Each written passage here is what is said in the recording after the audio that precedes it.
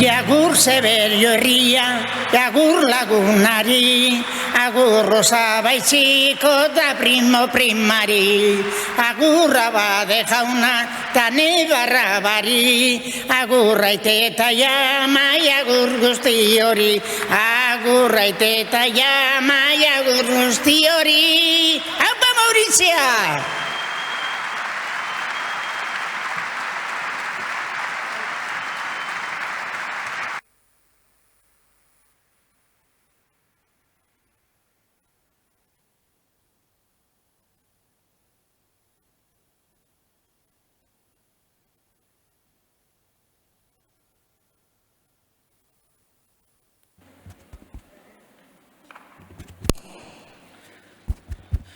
Vale, bueno, eskerrik asko Topak taldeari, Kongresu... Bueno, muchas gracias al Grupo Topak y por hacer esta acogida tan calurosa a los miembros del Congreso.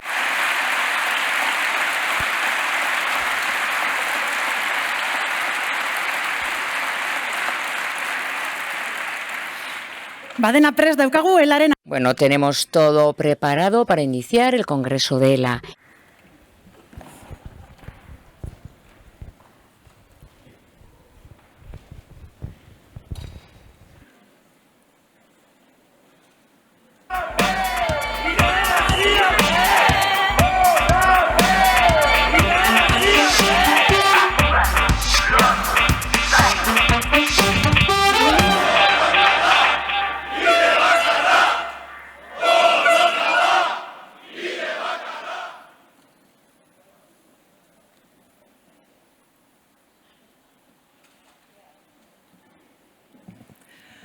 Bueno, egunon guztioi, ongi etorri denoi elaren 15. Kongresu Konfederal honetara. Plazer bat da beti elarentzat hainbeste militante eta hainbeste lagun Euskalduna jauregi honetan batzea, emozioz eta gogoetaz betetako bi egun hauetan. Egoera berezi batean gatoz gaurko honetan Kongresu honetara, azken urte terdiak bizipen eta esperientzia ikaragarriak utzi dizkigu eta zeharo baldintzatu du bai abagunea eta bai gure ekintza sindikala. Eta noski, Kongresu hau ez da salbuespena eta ez da libratu baldintzapen horretatik. Eta behar zukeena baino, hilabete batzuk gehiago, atzeratzeaz gain, ohiko formatutik pixka aldendu behar izan dugu egoerara egokitzeko. Hala ere, espero dugu benetan datozen bi egunak ahalik eta normaltasun eta emozio handienarekin bizi ahal izatea denok, eta seguru egon mimo handia jarri dela hala izan dadin. Benetan garrantzitsuak diren gauzak, aktibatu, lortu, zaindu. Hori da 15. Kongresu honen leloa eta hori da elak bere buruari datozen 4 urteetarako jarri dion meta. Gizarte honen eraldaketarako tresna izatea hain zuzen, langileen bizitzen defentsarako tresna. Ez dugu egiteko makala aurretik, badakigu, ikusi baino ez dago azken urte terdiak utzi digun argazkia. Zaintza eredua zeharo prekarizatua, pentsio eta osasungintza kolokan, langileak erasopean non nahi.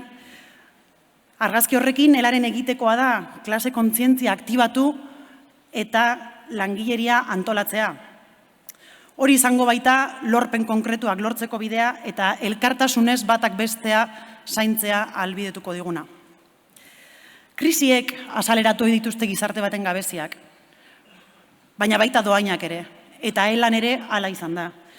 Covid krisiak oso une gogorrak biziarazi dizkigu gure ekintza sindikalean, baina izugarri irakatsi ere egin digu. Eta krisiaren une gogorrenetan izan gara gai egoerari duintasunez eta pauso irmoz aurre egiteko. Iparrorratza beti langile klasearen defentsarantza puntatzen. Kongresu honetan eguneratu, zorroztu eta hobetu egin nahi ditugu gure egunerokoan edo eguneroko sindikalean ohikoak diren praktikak. Erakunde bizia daela eta bizia den heinean gure proiektuak ere bizia behar du izan. Beraz, guztiontzat bi egun hauek emankorrak eta berazgarriak izatea espero dugu bihotzez, denon artean eraikiko dugulako datozen 4 urteetako ela. Eta besterik gabe, hasiera emango diogu Kongresu Konfederalari, konfederazioaren araudiak jarraituta Kongresuari hasiera emateko, kongresuko mahaiko kideen hautaketa eta bozketa egin behar dugu. Nazio batzordearen proposamena mahai horretarako ondorengoa da. Lehendakaria Amagoia Lasagabaster. Bokalak Arabatik Amaia Kalbo. Bizkaiatik Janire Landaluze. Gipuzkoatik Xabier Rilarreta. Nafarroatik Oskar Rodríguez. Industria eta eraikuntzatik Patxi Zubizarreta eta Garazi Garate. Gizalanetik Ander Rakarregi eta zerbitzuaketik Maili Azpiazu. Idazkari gisa Gabriel Zeberio eta Izaro Egibar. Ekingo diogu bozketari, kongresuko poltsan duzuen bozketa txartel hartu mesedez.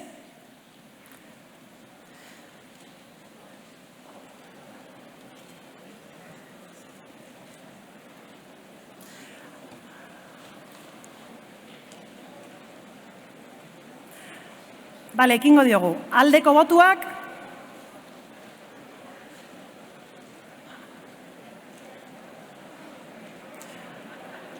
Jaitsi. Kontrako botuak.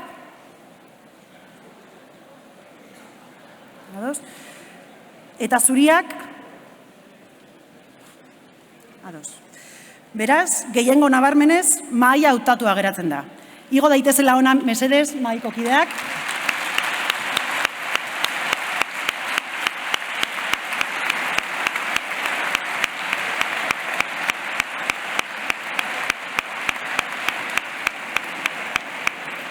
Eta Amagoia, zurea daitza.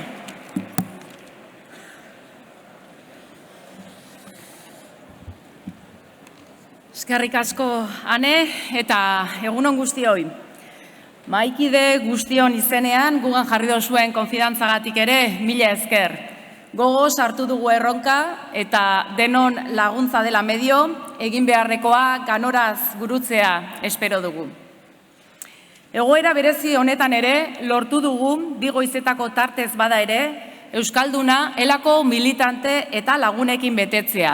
Eta hori benetan poskarria da guztiontzat. Gure agurri beroena zuei eta baita gainerako erakunde eta sindikatu ezberdinetako ordezkari guztioi. Ezinbestean, Anek ondo esan duen moduan, pandemiak markatutako kongresua izango da oraingoan. Egoerak zaildu ditu kongresu aurreko lanketa guztiak, baina era berean asko lagundu digu. Paradoxa dirudien arren, inoiz baino argia dugu zein den gure egitekoa. Benetan garrantzitsua denaren alde borrokatzeko kongresua izango da oraingoa. Ziurgabetasun garaiak dira hauek eta helak ondo asmatu du kongresuko leloarekin. Aktibatu, lortu eta zaindu. Horrela egin behar diogu aurre gizarte justuago bat eraikitzeko borrokari. Hilabete asko eman ditugu kongresu hau prestatzen, hausnarketa eta eztabaidarako aukera ezin hobea izan dugu. Esan beharra dago, 1000 delegatutik baino gehiago parte hartu dutela ponentziaren inguruan egindako eztabaidan. Eta batzuen eta besteen ikusbegiak eztabaidatu eta bateratu ondoren, zer esanik ez ponentzia aberastu eta osatzea lortu dugu. Bertan parte hartu duzuen militante guztioi, zorionak egindako lanagatik. Gaurkoan, barne lan honen emaitza saleratzeko unea iritsi zaigu. Eta horrekin batera, kongresu hontan, azken urte hortako ibilbide eta hautuak berretxiko ditugu. Esaterako, eraldaketa sozial, ekologiko, demokratiko eta feministaren alde borroka egiteko gertu gaudela diogu. Ez dugu beste alternatibarik, auzi horietan, gure bizitza bera dago jokoan. Eraikuntza nazionalean ere badugu iparrorratza. Elak Euskal Estatu baten alde lan egingo du. Errepublika, burujabe eta independente baten alde. Negoziazio kolektiboari dagokionez, estrategia ugari lantzen ditugu, baina jomugan bakarra dugu. Sindikatua bai ala bai, erreferentzia izan behar da, langile prekario guztiontzako. Eta horretarako guztio gara beharrezkoak. Ez gara inoiz aspertuko hau esaten. Militantzia gehiago behar dugu, antolatuagoa eta boteretxoagoa. Bide honetan gure helburua konpartitzen dituzten guztiekin bat egingo dugu. Aliantzak estrategikoak izango dira, indartsuak eta konprometituak badira. Borobilduz, orain, inoiz baino gehiago, elak kontreboterea izan behar du langile klasearen eskubideen alde borrokatzeko. Benetan, garrantzitsua diren gauzak lortzeko bitarteko bat izan behar gara. Asmo honetan, biltzar honetan, funtsezko 3 bete behar ditugu. Lehenik eta behin, batzorde eragileak azalduko duen kudeak eta txostena honestea. Bertan, azken 4 urteotan egindako ibilbidea aztertu eta ezarritako helburuen betetze maila baloratuko da. Bigarrenez, ponentzia eta berari egindako ekarpen eta emendakinen eztabaida izango dugu. Testuan, egoeraren abagagunea aztertzen da eta hurrengo 4 urtetarako helburuak eta lan ildoa finkatzen dira. Ezinbesteko tresna beraz, gure lanari ekiteko. Eta 3. batzorde eragilea hautatu eta izendatu beharko dugu. Horretarako, nazio batzordea kongresuari proposamen bat luzatu dio. Eta ordezkarion egin beharra izango da bozka ematea. Batzordi eragilearen bozketa hau bihar eguardian izango da. Elarentzako zer esanik ez, une garrantzitsua izango da. Beraz, harren eskatzen dizuet, biharko kongresuan zintzo parte hartzeko. Aipatu moduan, oso egoera berezian egin behar dugu aurtengo biltzarra. Egun eta erdiko kongresua beharrean 2 goizetakoa izango da. Eta horrek, ezinbestean aldaketa batzuk ekarriko dizkugu programan. Hala ere, uste dugu ganorazko kongresua antolatzea lortu dugula. Eta eskerrik asko benetan guztioi esfortzu egitearren. Nire agur amaitu eta hainbat harreman aurretik, aurtengo kongresuan, bereziki gogorakarri nahi nituzke COVID gaixotasuna gure artetik eramandako militante eta lagun guztiak. Baita, bestelako egoerak medio gure artean gaur ez daudenak. Minutu bateko isilunea egingo dugu horien guztien oroitzan.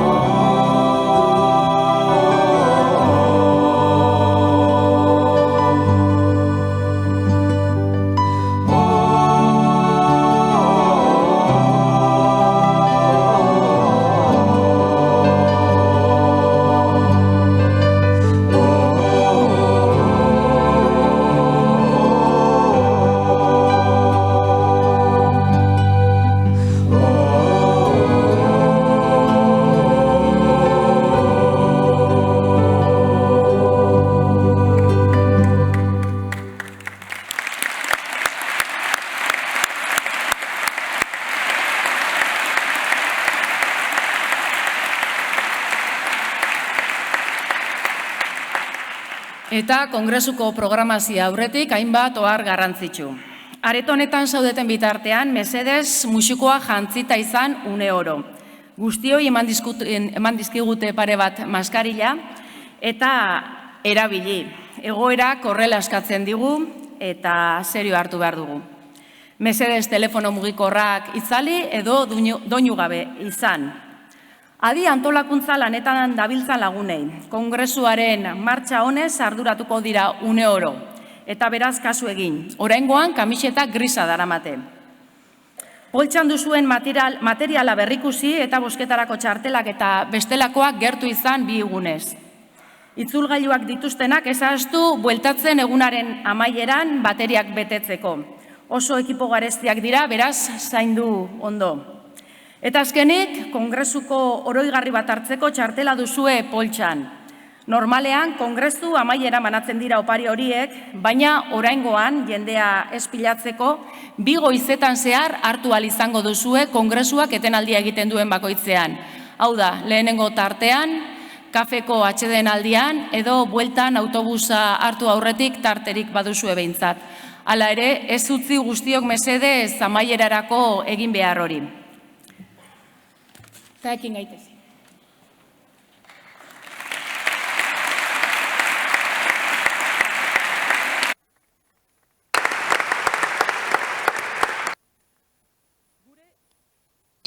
Gure ohiko kongresuetan erakunde gonbidatu ugari izaten ditugu gure artean. Oraingoan, pandemia egoerak baldintzatu du beste herrialdeetatik datozen erakunde eta sindikatuen parte hartzea. Hala ere, hainbat sindikatu lagun ditugu gaur hemen gurekin.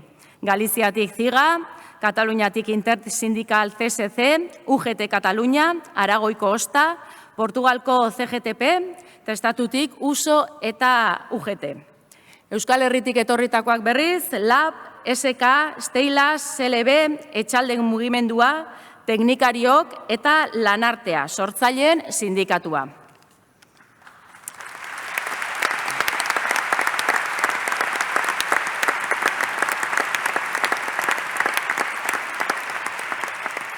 Bukatzeko, kongresu hontara iparralde eta hegoaldetik etorri diren hainbat alderdi eta eragile sozial agurtu nahi ditugu. Azken urteotan, harreman ugari mantendu ditugu feminismoan, euskalgintzan, giza eskubide edo ekologismoan diharduten eragileekin. Eta gaur hona hurbildu diren guztiei ere ongi etorri.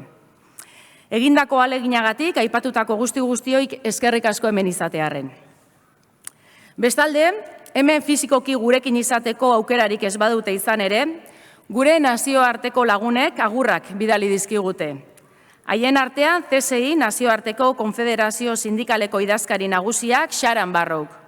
Ela CSIko kide da sortu zenetik eta CSI Nazioarteko erakunde sindikal nagusiena da. Izan ere, 200 milioi langile ordezkatzen ditu 163 herrialde eta lurraldetan, eta 332 erakunde afiliatu nazional ditu. Sharan entzungo dugu. Greetings. I very much regret not being with you. One of the things Greetings. I very much regret not being with you. One of the things I've always wanted to do is visit Ella. Who knows what next year will bring. But congratulations to your leadership, indeed to all the delegates, on the strength of your union movement. And let me first of all pay tribute indeed to those frontline workers, the workers who've actually gone to work every day to make it possible for us to live during the pandemic. And of course, I'm talking about the healthcare workers.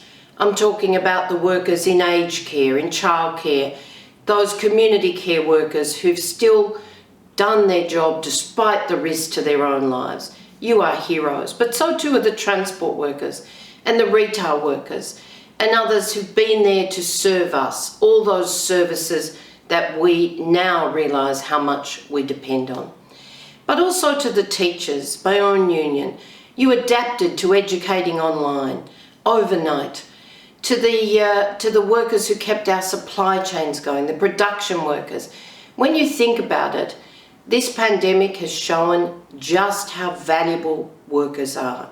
Now we need the world to recognise them, to recognise their rights, because we're living through an era that we never expected to have to deal with.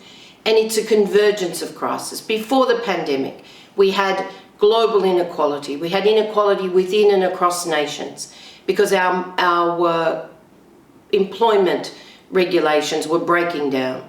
Globally, we have a broken labour market, and it's creating inequality with 60% informal work now around the world and too much precarious or insecure work even in our more formal contracts of employment. But of course, we also have the climate crisis, and it's an emergency. We need to stabilise the planet, and we need to get more than half of the job done by 2030. That's painful, means transitions in every sector, but it has to happen for us to have a future here on our common home. And now the pandemic, it laid those fractures bare, but it's also given us new challenges around global health issues. Vaccine nationalism is a scourge. We have to actually fight for the solidarity for people all around the world. Till everyone is safe, no one is safe. So we have a set of demands that deal with this. It's called the new social contract. Jobs, jobs and jobs. Climate-friendly jobs with just transition. We want rights. We want to end impunity for corporations with mandated due diligence. And we want occupational health and safety to now be a fundamental right. We want a universal social contract. We actually want to see that, in fact, we have equality, not just of income with minimum living wages and collective bargaining for everyone, but indeed we want to see equality of gender and race. And we want an inclusive future that is based on the stability of our common security with those elements of a social contract, but also the SDGs to end poverty, to put everybody on a hopeful and optimistic and resilient foundation for the future. And we want an end to the conflicts that are now increasing around the world.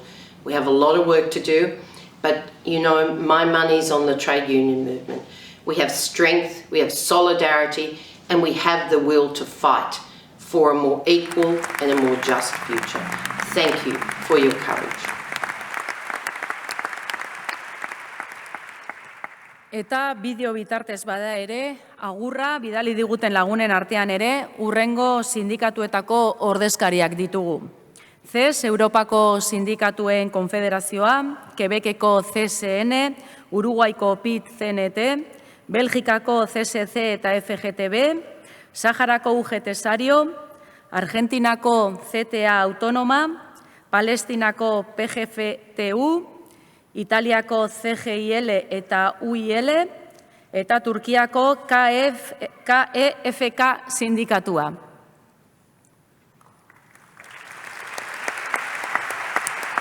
Friends, I know that the ETUC can count on you as you can. Friends, I know that the ETUC can count on you as you can count on us. I thank you for your active engagement and hard work within the ETUC. Together, we will make Europe a better place for each and every worker. I wish you a very successful Congress. Sur ce, je vous souhaite des échanges riches, de bons débats et un excellent congrès, et au plaisir, bien sûr, de vous rencontrer, d'aller vous voir quand les conditions le permettront. El Catachuna, solidarité. Felicidades en vuestro 15º Congreso y casi desde el alma decimos con fuerza Gora Ela, Gora Euskal Herria. Bonjour à toutes et tous, je vous souhaite un énorme bon congrès à tous les collègues syndicalistes d'ELA. Nous aurions bien évidemment voulu être avec vous aujourd'hui, mais les conditions que vous connaissez ne nous l'ont pas permis. Je me réjouis que vous puissiez tenir votre congrès. C'est important d'être tous ensemble dans ces moments difficiles, d'être aux côtés des travailleuses et des travailleurs. Et donc c'est avec un énorme plaisir que je vous envoie ce message avec tous nos vœux de succès de la part de tous les collègues de la CSC de Belgique. Nous sommes avec vous. Bon congrès. Es un honor para mí transmitiros en el nombre de la Unión General de Trabajadores Saharauis UGT-Sario y de todo el pueblo saharaui un cordial saludo al Congreso 15º de ELA, a todos los afiliados y afiliadas a este. En nombre de la CTA Autónoma les envío un fuerte abrazo solidario, fraterno, militante a las compañeras y compañeros de ELA. Nos unen lazos históricos de luchas y caminos comunes. Y siempre los compañeros y las compañeras de nuestra central sintieron el apoyo de esa central. ELA siempre estuvo junto a la clase trabajadora argentina y junto a nuestra central en particular, aún en los momentos más difíciles. أتوجه إليكم باسمي وباسم كل عمال فلسطين في دولة فلسطين الرازخة تحت الاحتلال الإسرائيلي بالتحية لمؤتمركم، بالتحية لنضالكم النقابي، بالتحية لكل جمهور عمالكم والمنتسبين لاتحادكم، وأتمنى لمؤتمركم. La CGIL nazionale saluta i compagni e i delegati al 15° congresso dell'ELA. Augurandogli un buon lavoro per il vostro congresso, vogliamo rinnovare i sentimenti di solidarietà e di fratellanza e di condivisione di una politica in Europa che rimetta al centro il lavoro, le sue condizioni, anche come soluzione, unica soluzione possibile per uscire dalla crisi che ci ha travagliato in questi mesi.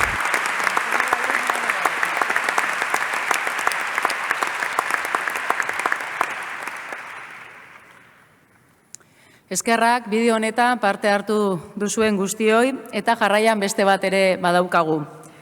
Gurekin egoteko aukerarik izan ez dutenen artean, garapenaren bidez lankidetza proiektuak egiten ditugun sindikatuko lagunak daude. Bideo labur honetan horietako batzuk jasotzen dira.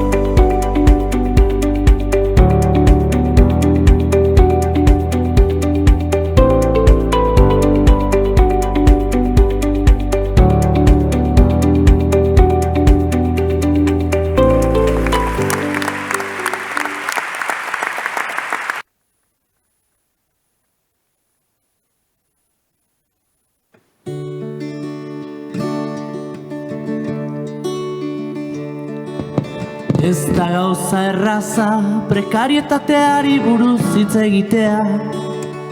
Gehien bat enpresako nagusi jaunak nahi ez duenean. Kakauedetan soldata zein dira zure referentea. Langileak gara eta ez zoko elefantea. Duintasunez sortzen da lan egiteko gogoa. Langilerik ez badu enpresa pikutara doa. Duintasunez sortzen da lan egiteko gogoa. Langilerik ez badu enpresa pikutara doa.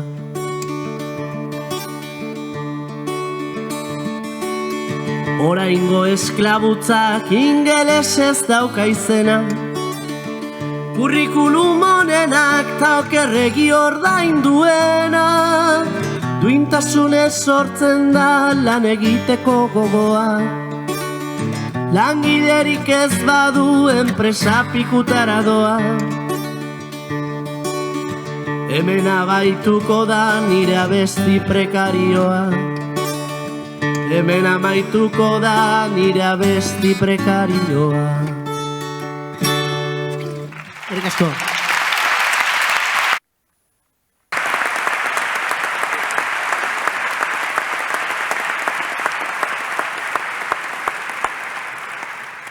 Orain batzorde eragileak berak kudeaketa txostena aurkeztuko du. Ondoren eskualdetako eta federaziotako erantzunak entzungo ditugu. Eta maitzean bozketa egin beharko dugu. Txosten hau bi zatitan banatzen da. Lehena txosten orokorra idazkari nagusiak Mitxel Lakuntzak aurkeztuko digu. Ondoren Amaia Muñoak idazkari nagusia alboko eta diruzainak atal ekonomikoa garatuko du. Eta azkenik Mitxelek txostenaren aurkezpenari amaiera emango dio. Jarraipen zuzenagoa egin ahal izateko banatutako dokumentazioaren artean dago aipatutako txostena eta baita erantzkin ekonomikoa ere. Aurkezpenerako batzarde eragile izan denari ona gora etor dadila eskatuko diogu.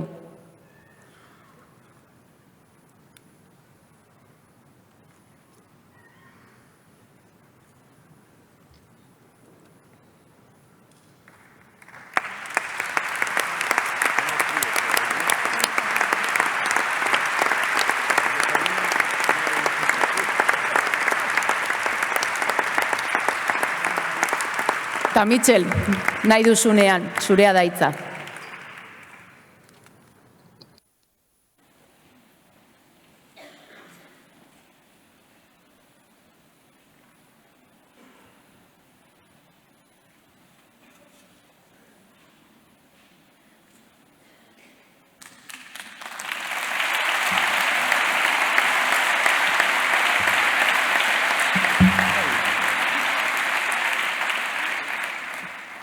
Egunon denoi, egunon eta ongi etorri gurera batez ere beste sindikatuako ordezkariak, alderdi politikoak eta eragile sozialak. Eskerrik asko gaur gurean hemen egotegatik.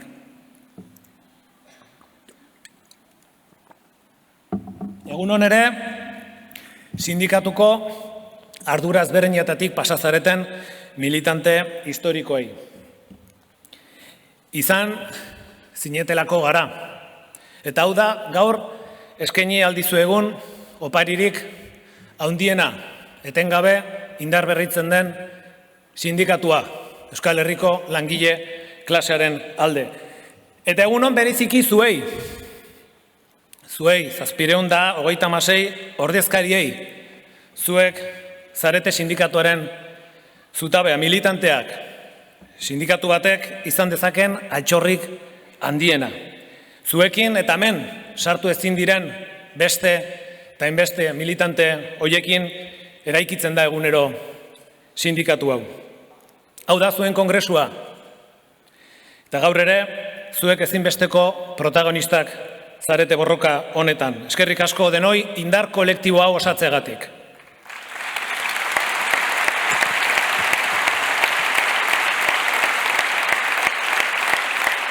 Lau urte eta erdi pasadira azkenengo kongresua, ohiko kongresua egin genuenetik, eta laburtu beharko banu, esango nuke garai intensoa izan dela, atipikoa, baina baita ere emankorra. Intensoa, testu inguru politikoak estutu gaituelako, hainbat erasoei eta krisiei aurre egin behar izan diogu.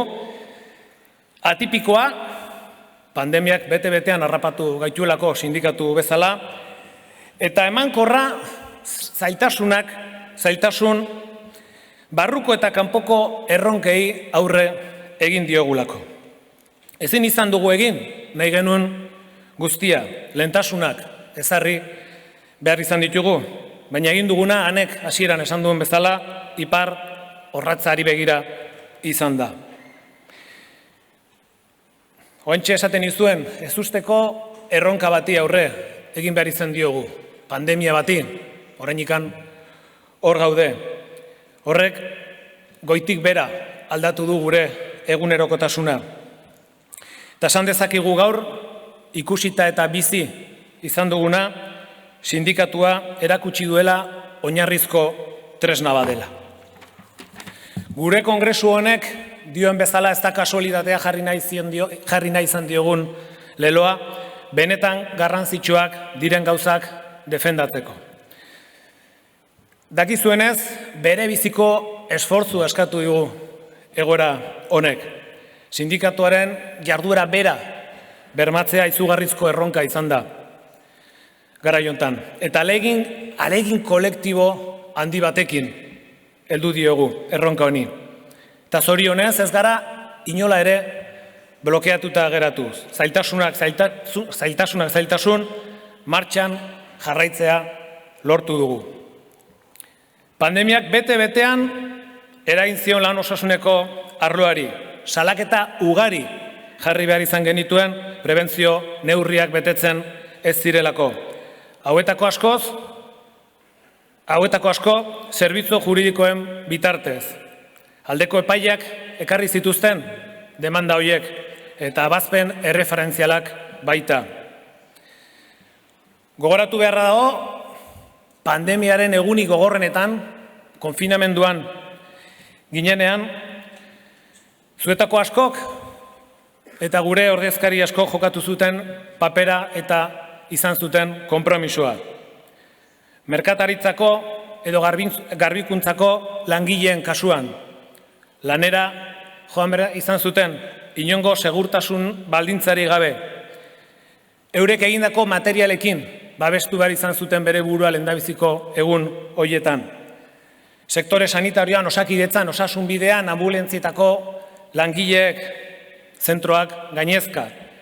Lanorduen luzapena segurtasuneza eta neke psikikoa pairatu duzue. Gauza bera, erresidentzietan, sektore honetan izan dira, kutsatu gehienak. Babes neurriak, soilik, ezarri zien sindikatuak salaketak jarri zituenean. Industrian ere bai. Industria eta eraikuntzako enpresa asko jarduerari eusten saiatu ziren. Zenbait enpresako langileek, Mercedes, Sidenor edo Tubacex, gutxieneko segurtasuna bermatzeko jarduera gelditzea erabaki zuten. Bitartean, Txibiteren eta Urkulluren gobernuek lantokiak kosta ala kosta irekita jarraitzen erabaki zuten. Eta bitartean, entzun behar izan genituen halako gauzak, Tapia sailburuak adibidez esandakoak, funtsezkoa omen zen abiadura handiko trenaren jarduera. Urtetako atzerapena, zeraman arren, funtsezkoa zen gobernuarentzako momentu hortan abiadura handiko trena. Orain, Ortuzarrek dioen bezala, bidegorri bat besterik ez da. Horrela dira gauzak, atzo funtsezkoa gaur bidegorri bat. Ugazabeak, mehatxuak etengabeak ziren. Konfebaskek presio handia sartu zuen egun hoitan, presio ikaragarria enpresen jarduera ez eteteko segurtasuna kolokan zegoenean. Lehentasunak patronalak non jartzen dituen ikusi dugu, osasun publikoaren gainetik beraien etekinak. Ez da berria ez, baina gogorra da. Hoi da Konfebas eta patronala, ozen Nafarroan herri honek duen lobirik eraginkorrena. Zein da Konfebasken misioa? Lan mundua desregulatzea, zergak jeistea eta sindikatuaren izaera bera ere auzitan jartzea. Zer egin dute gure gobernuek pandemia honen aurrean? Kudeak eta neoliberal batetik erantzun diote. Zein izan da lehentasuna, ahalik eta gutxien gastatzea? Europako gobernuen artean diru gutxien gastatu duten gobernuak gureak daude, Iruñekoa eta Gasteizkoak. Elak dokumentu bat prestatu zuen, proposamenekin 28 proposamen zehatzak krisiari aurre egiteko. Gasteizko eta Iruñeko gobernuei aurkeztu genien. Ez denuen erantzunik jaso, beste askotan ere gertatzen zaigun bezala. Pandemiaren atal honekin bukatzeko aitortza batekin bukatu nahiko nuke. Sindikatuko arduradun eta ordezkari bakoitzaren konpromisoaz gogoratuz. Harro gaude egin duzuen lanetaz. Garaitzaileak izan dira, baina zuek, sindikatuko arduradunek, ordezkariek, militantek finean, egoera oso komplikatuei aurre egin behar izan diozue. Plano emozionaletik hasita zaintza lanak uztartzeko, izugarrizko esfortzuarekin eginda. Zuetako bakoitzarekin hartutako konpromiso hori esker, goaz aurrera. Eskerrik asko benetan, egun hoitan egindako lanarengatik. Eskerrik asko sindikatuaren eta langileen segurtasuna defendatzeagatik.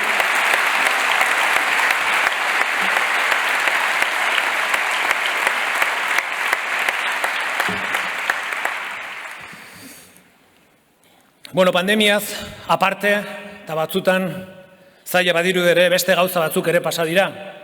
Eta horiek ere hemen gogoratu behar ditugu. Testuinguru hontan sindikatuak zer egin duen azkenengo urteotan. Testuinguruari buruz, gertatu diren hainbat kontu horiei buruz, 6 ondorio aterat ditugu. Lehendabiziko ondorioa, kapitalismo basakeriaren aurrean alternatiba bat eraiki beharra dago. Ondorio mundial bada hori. Egungo eredu honek, dakizuen bezala, kapitala metak eta lortzeko derregulazio laborala eta soziala behar du. Eta planetaren bidegarritasuna ere bera kolokan jartzen da. Egoera honetan neoliberalismoaren bertsiorik gordinena ezagutu dugu azkenengo lauterdi hontan. Eskuin muturraren eta autoritarismoaren gorakada. Diskurso arrazistak, matxistak, homofoak eta antisindikalak dira zenbait gobernuetara iritsi direnak. Kapitalismoaren bertsiorik gordinena. Errealitate honek gure ustez, ezkerreko indar guztioi, bai alderdi, bai sindikatuei interpelatzen gaitu. Ezkerrak langile klasearen oinarrizko beharrei erantzun behar die. Gertu egonda, langileengatik gertu egonda, konfrontazioari uko egin gabe, politika eraldatzaileak defendatzeko. Bigarren ondorioa, Europa ez da aldatu, edo behintzat ez da hainbeste aldatu. Aldaketa badago formetan izango da. Beltzezko gizon horiek beste bide batzuk erabiltzen dituzte orain beraien agenda ezartzeko. Europako funtsek oso garbi uzten dute. Non dauden gaur Europako lehentasunak, enpresa handien eta multinazionalen mesedetara daude. Bestalde, Europa gotorlekua bilakatzen ari da.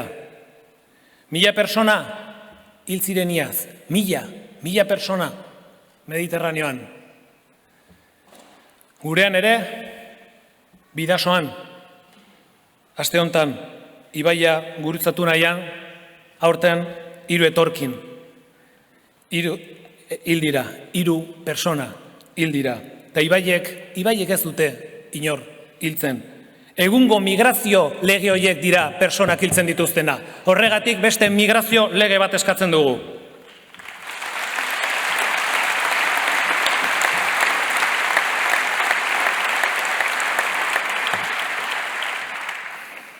Europatik estatura, ze ikusi dugu hein handi batean Sánchezen gobernuaren mugak non dauden.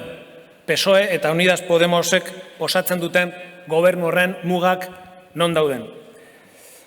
Laster beteko dira 2 urte, agintera iritsi zirenetik, eta gure ustez pauso eskasak izan dira emandakoak. Egin beharreko aldaketak edo ez dira egin, edo partzialki egin dira. Eta argi dagoena da ez dagoela eraldaketarako agendarik. Nork agintzen du gaur egungo politikan? Iberdrolak edo Endesa bezalako enpresek. Horiek erabakitzen dute gobernuen gainetik argia eta itzala non jarri behar den. Itzala jende arruntarentzat jakina. Sánchezen gobernuak atzera egin du. Ez du konfrontatu nahi izan, eta enpresa elektrikoek irabazi dute. Horregatik gure ustez politika eta ezkerra bera ere, sinesgarritasuna galtzen du, halako gauzai aurre egiten ez dioenean. Privilegioak eta abusoak kolokan jartzen ez direnean. Laugarren ondorioa, Euskal Herrira etorrita, gurera. Ze pasatzen da hemen Euskal Herrian? Zeintzuk dira hemen ere egiten diren politikak? Horiek dira, politika edo elektrikak edo potere ekonomikoaren menpeko politikak dira hemen ere egiten direnak. Hemen ditugu austeritatearen zaindariak. Arau fiskalak izan dira azkenengo urtetan gogoratu, gastu araua eta bar, arazorik nagusiena, gastu soziala handitzeko. Gogoratu behar da, Rajoyren gobernuak EAJaren botuarekin atera zuela lege hori. Eta bain, aurrekontuetako muga horiek denboraldi baterako direnean, egungo politikak ere ez dira funtsean aldatu. Orain ez zegoen aitzakirik eta politikek berdin jarraitzen dute. Euskal Autonomia Erkidegoko aurrekontutara joan besterik ez dago, ikusteko hemen zer ez dela aldatzen. Zein da gehien igotzen den partidan, Urkulluren gobernuak aurkeztu dituen aurrekontu horietan. zorraren ordainketa. Etxe bizitza, osakidetza, edo hezkuntza arloak bera. Jaitsi egiten dira superabita izan arren. Gero lehendakariak dio, Ayusok Madrilen dumping fiskala egiten dutela. Hemen euskal enpresek gutxi edo bat ere ordaintzen ez dutenean. Esaten den bezala, beleak zozoari ipurbeltz, hipokresi hutsa da lehendakariarena. Potere eta patronalaren menpekoa da Euskal Herrian egiten den politika. Guzti hori salatzeko eta dakizuenez, aurten udaberri hontan bestelako fiskalitate baten alde atera ginen kalera. Kanpaina bat egin genuen eta mobilizazioak martxan jarri genituen, elarentzat zergak nork ordaintzen dituen eta zertarako erabiltzen diren gai zentrala da guretzat. Bosgarren ondorioa, Nafarroan, ze gertatzen ari da Nafarroan. Oso kezkatuta gaude. Batez ere atzera pausuak ikusten ditugulako. Nafarroko gobernuak aurrekontuak onartuko ditu, hirugarrenez, EH Bildurekin. EH Bilduk babestuko ditu halako aurrekontuak. Zer dago akordio honetan? Ez da inongo edukirik eta ez da norabiderik aldatu. Gure ustez, ordun, balio politikoa nekez izan dezake ezer aldatzen ez bada. Fiskaletatean ez da zer ikutu. Gastu soziala ez da igo. Euskararen aurrepausorik nabarmenik ez. Eta atzera pauso lotxagarria UGT, komisiones eta patronalari berriz ere finantziatzen zaionean. Gure ustez hauek badute bai, arrazoi nahikorik ospatzeko aurrekontu hauek, guk ordea ez. Guk Sanz eta Bartzinaren garaietan ezagutu genuen. Gure kidea Ibanek esaten duen bezala korralito forala. Ela ez da geldirik geratuko, ez gara isilik geratuko. Nahi dutenekin aurrera egingo dugu, baina guk benetako aldaketa politiko eta sozialaren alde aritu behar dugu. Eta gauzak diren bezala jarraituko dugu kontatzen. Azkenen ondorioa testu inguru honi errepasoa egiteko. Eraldaketarako ezkerra behar dugu. Ezkerra behar dugu. Eta argi esan behar dugu ere kongresu honetan. Gustatuko litzaiguke EH Bilduk eta Elkarrekin Podemosek bestelako politika egitea. Proiektu alternatibo bat defendatzea. Gure aldarrikapenekin bat egingo lukeena. Baina tamalez ez da hori ikusten duguna gure egunerokotasunean. Eta guzti honen aurrean zer? Guzti honen aurrean elak autu bat egin du. Elak eraldaketa defendatzen du. Eraldaketa soziala, eraldaketa sozialista, feminista, ekologista eta demokratikoaren alde. Erik Toussaint, un miembro del Comité por la Abolición de la Deuda Ilegítima, lo resume de esta manera. Dice, no estamos aquí para aceptar lo que nos dicen que es posible, sino para dar las respuestas que la situación exige e impulsar la movilización necesaria para hacer posible lo que es necesario. Nosotras y nosotros compartimos plenamente esa afirmación y por eso hemos impulsado, a veces en solitario cuando no hemos podido hacerlo conjuntamente y cuando hemos podido conjuntamente con otras organizaciones sindicales y sociales, diferentes iniciativas y movilizaciones a favor de un cambio de las políticas públicas. En ese camino hemos buscado sumar y tejer alianzas, por ejemplo, en la Carta de Derechos Sociales de Euskal Herria o en organizaciones también como Euskal Herria Kapitalari Planto. Por medio de la Carta de Derechos Sociales de Euskal Herria hemos organizado diferentes iniciativas iniciativas como Alternativa en Herria, una ILP contra la pobreza y la exclusión social, las movilizaciones para rechazar los presupuestos de Gasteiz e Iruña o la huelga general del 30 de enero del 2020. Greba orokorrera deitu genuen, pentsio publikoen, kalitatezko enplegua eta eskubide sozialen berrien alde. Greba jarraipen zabala izan zuen. Hala erakutsi zuten goiz eta txaldean egin ziren mobilizazio erraldoi hoietan. Herri honen dinamismo sozialaren erakusle argia izan zen greba. Hau ez da, gure ustez, herri narkotizatu bat. Aktibaziorako baldintzak sortzen direnean, herri honek erantzuten du. Gure auto sozialarekin jarraituz, zer egin dugu, ekintza sozialaren aldeko apostua egin. Gogoratu, aurreko kongresuan, ELA gizarte dinamiketan presentzia handiago izateko eta sindikaturen agendan arlo sozialeko gaiak eta ekimenako beki integratzeko lantalde bat sortu genuela. Lan hori egiteko lantalde berri bat sortu genuen, esaten nuen bezala. Baina, lurralde bakoitzeko arduradun bat bana izan dugunerako 2021 urtea hasia zegoen.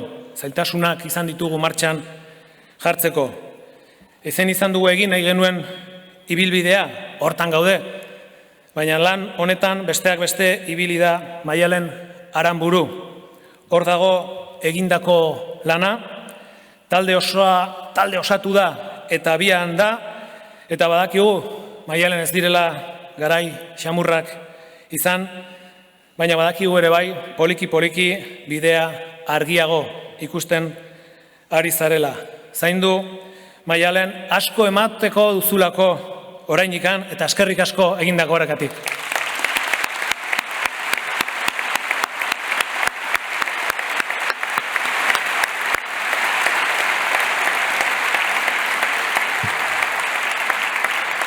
Eskerrik asko, Maialen, benetan. Elak bultzatu nahi dituen, eraldaketa horietan ere feminismoarena dago dakizuenez. Sindikatuaren genero arlotik mugimendu feministarekiko lankidentza elikatzea helburu bada. Urte emankorrak izan dira lan hortan. Mugimendu feministak greba deitu zuen 2018an eta 2019an. Elak deialdi horietan parte hartu zuen. 2018an enpleguaren eremuan 4 orduko lan uztea eta hurrengo urtean greba orokorrera deituz.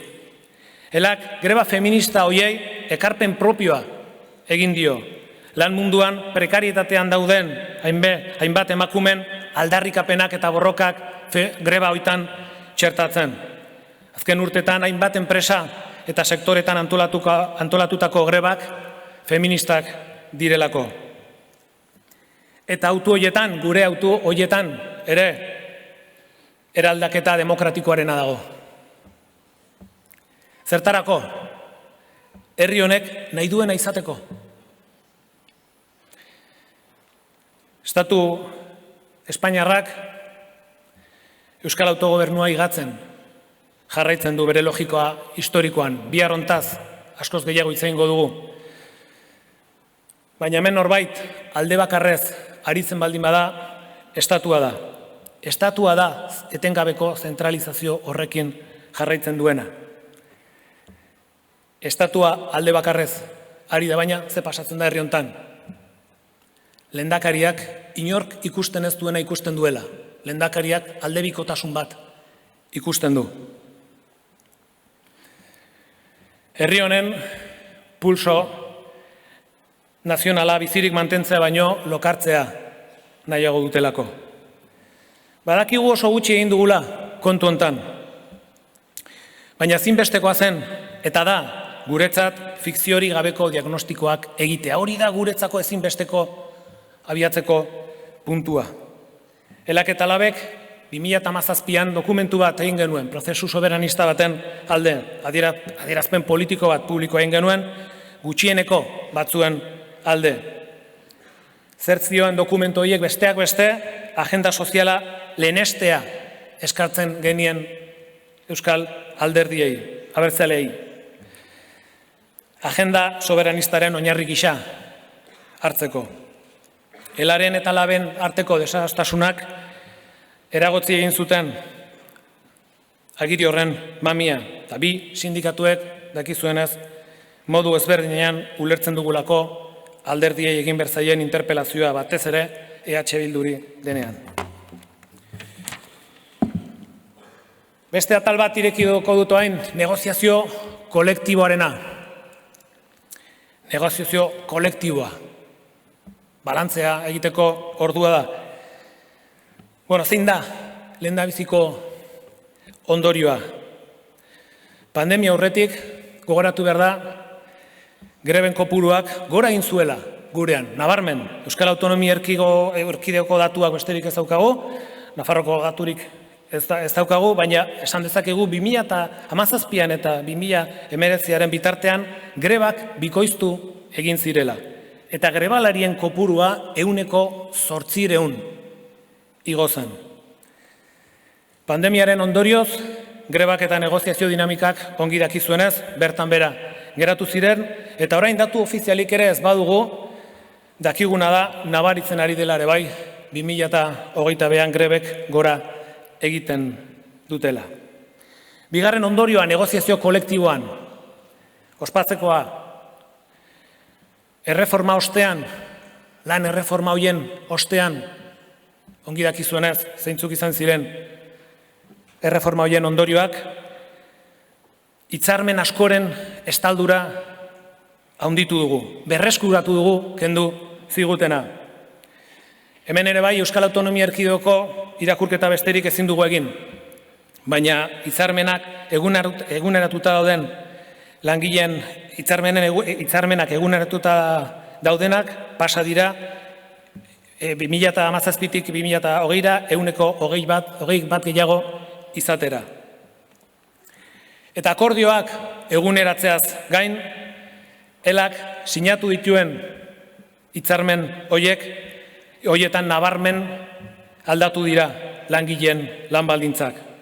Bereziki garrantzitsuak izan dira prekarietatearen aurkako neurrien lorpenak. Gipuzkoako eraikuntzako azpikontratetan hitzarmena aplikatzeko adibidez, edo garbikuntzako langilei hoteletako edo ostalaritzako hitzarmena aplikatzeko, edo subrogazioa Gipuzkoako metalean edo Arabako garraioan.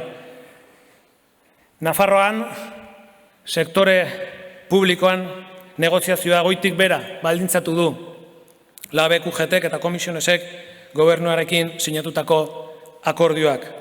Orokorrean, Nafarroan, LABekin arazo handiak izan ditugu sektore publikoa aktibatzeko. Greba dinamikei uko egin dietelako behin eta berriz. Nafarroan, borrokak bultzatzerakoan beste sindikatuen jokabideak asko baldintzatzen gaitu. Baina hala ere, zaintza greban egin genuen bezala, ausartu gara eta bakarrik egin ditugu gauza batzuk, ez gara geldirik geratu. Hirugarrena, ze pasatzen da patronala eta administrazioekin. Hainbat hitzarmen blokeatzen dituztela. Hitzarmenak berritzeko zailtasunak bi eremutan izan ditugu. Bereziki, administrazio publikotan eta Gipuzkoako sektore feminizatuetan.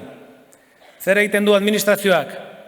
Besteak beste gehiegizko zerbitzu minimoekin greba eskubidea ustu. Gutxieneko zerbitzu minimoek eragin berezia dute eremu feminizatuetan. Zaintza eta garbikuntza adibidez. Eta ez da berdin jokatzen sektore maskulinizatuetan. Patronalak, esaten duen bezala, erabat blokeatu ditu sektore feminizatuetako sektore horiek, garbikuntza, ostalaritza edo merkataritza bezalako sektoretan. Laugarren ondorioa,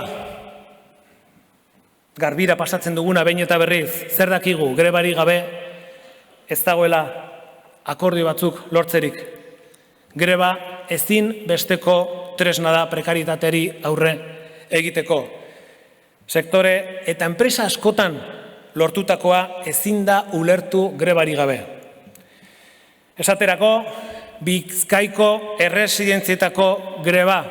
Hemen ginen orain dela 4 urte eta erdi. Beraienekin hemen, holtzan, lortu zuten 368 egun beranduago.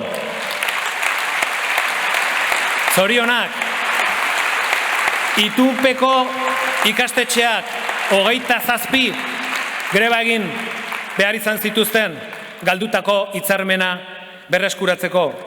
Edo Bizkaiko metaleko langileak 10 egun greban hitzarmena eguneratzeko. Eta beste enpresa askotan sektoretaz ari nintzen orain, baina beste enpresa askotan dakizuenez bezala prekarietateren kontrako bide hori irekitzen ari gara. Eta lorpen handiak izan ditugu. Besteak beste, adibidez, hementxe bertan, Eulenen, Euskaldun Jauregiko garbikuntzan, NH eta Barceló hoteletan, Azkuna zentroan, Navarpluma, Zia Automotiv edo Ferrovial Araia. Hoiek dira irabazitako borrokak, prekarietatearen kontrako borrokak.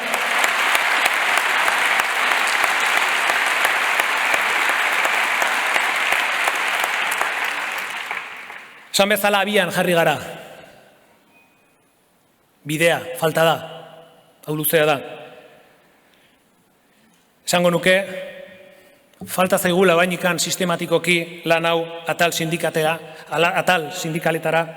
eramatea. Sakondu behar dugu lanoetan, erronka hontan. Sakondu behar dugu denok, militante guztiok, helburu honetan. Prekarietatearen kontrako helburu horretan. Bosgarren ondorio bat, negoziazio kolektiboaz ari gara. Negoziazio kolektibo feminista ere bai, abian jarri dugu. Genero diskriminazioaren kontrako borroka estrategikoa da, dakizuenez. Gaur, indarrean dauden grebek agerian uzten duten bezala, hementxe bai, Guggenheimeko garbitzaileak, Deustoko Unibertsitateko garbitzaileak, Gorliz eta Bermeoko garbitzaileak, eta Gipuzkoako erresidentzietako langileak.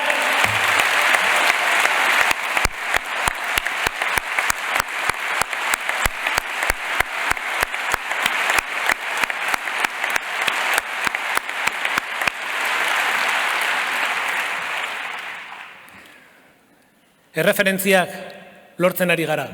Erreferentziak oso importante dira bizitzan, eta bizi sindikalean batez ere. Eta hori esan da, onartu behar dugu ere bai, prekaritatean esaten izuen bezala, eta soldata arrakalari buruz hitz egiten dugunean prekaritatearen baitan kokatzen dugulako, orainikan bidea egin behar dugula. Ari gara, abian jarri gara, baina bidea egin behar dugu, kontziente izan behar dugu. Orainikan asko falta zaigulako administrazioek eta patronalak modu orokorrean guk nahi ditugun neurriak onartzeko. Negoziazio kolektiboaz ari naizenez, feminismoaz ari naizenez, gogoratu behar ere bai, berdintasun planak bultzatu ditugula genero arlotik. Bestekide bat gehituta arlora. Eta pandemiak prozesu hau geldiarazi bazuen ere, horregatik ezin izan dugu nahi genituen plan guztiak egin. Esan bezala aurreran zehar apuntatu beharreko beste erronka bat. Seigarrena, estatalizazioaren kontrako borroka. Gogoratu, batzuk igual ez duzu gogoratuko, baina kongresuaren arteko aldiontan garrantzia izan du 2017an urtarrilan sinatu genuen lanbide arteko akordioa. Hemen Euskal Autonomi Erkidegoak. Zertarako? Euskal hitzarmenak lehenesteko. Ze pasatzen horrekin 2018an kolektibitateko patronalak, FEADERS, Madrilgo patronal batek, akordioaren aurka jozuela. Zorionez Amore eman zuen. Baina Amore eman zuen greba abisua sartu genuelako. Grebaren abisu horrek albidetu du gaur oainikan lanbide arteko akordio hori bizirik izatea. Estatalizazioa ari garenean, soberan dakizue zertaz ari garenean, zertaz ari garen. Mehatxupean gaude, etengabe mehatxupean, ze pasako den gure hitzarmenekin, ze gauzak negoziatzerik izango ditugun eta zeintzuk ez, mehatxupe hortan bizi gara. Gure hitzarmen sektorialaz legez lehenestea da eskatzen duguna, egunotan. Eta horretarako lan erreformak indargabetu behar dira. Eta hori da Euskal Alderdiei eskatzen ari garena egunotan. Oso oinarrizko aldarrikapen bat. Euskal Herrian Euskal hitzarmenak, hori da gure aldarrikapena. Eta hori esateko mobilizatu gara, martxoan hasi ginen, mobilizazioekin, erraz ulertzen den lelo batekin, ez gaitzazue Madrilen saldu. Estatalizazioaren kontrako borroka hortan, gogoratu nahi dut ere bai, beste lagun batzukin, Galiziako zigarekin eta Kataluniako intersindikalarekin egin dugun bidea, azken urte jotan, hain zuzen ere lan erreforma horiek indargabetzeko. Eta azkenengo ondorioa negoziazio kolektiboari buruz. Enplegua hobeki defendatzeko talde bat sortu genuen. Pandemiak eragindako erei aurre egiteko 2008ko ekainean lantalde bat eratzea erabaki genuen. Soilik erei aurre egiteko. Talde bat abokatuekin, ekonomistekin eta federazioetako kidekin. Guzti horiek osatzen dute talde hau. Egiten dugun balorazioa oso positiboa da. Gaur, esan dezakegu, Euskal Herrian naiz eta legedia kontrakoa izan, ez dela erraza kaleratzea Euskal Herrian. Talde honek egindako lana ezinbestekoa izan da, besteak beste, Tubacex bezalako enpresetan lortu duguna lortzeko.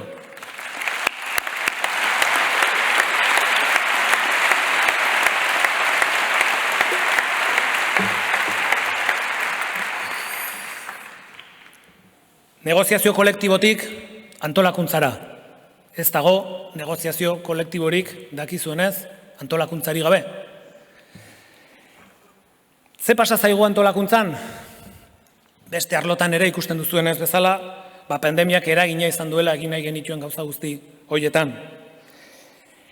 Ezin izan dugu egin nahi genituen gauza guzti hoiek, baina hala ere gauza batzuk aurreratu ditugu.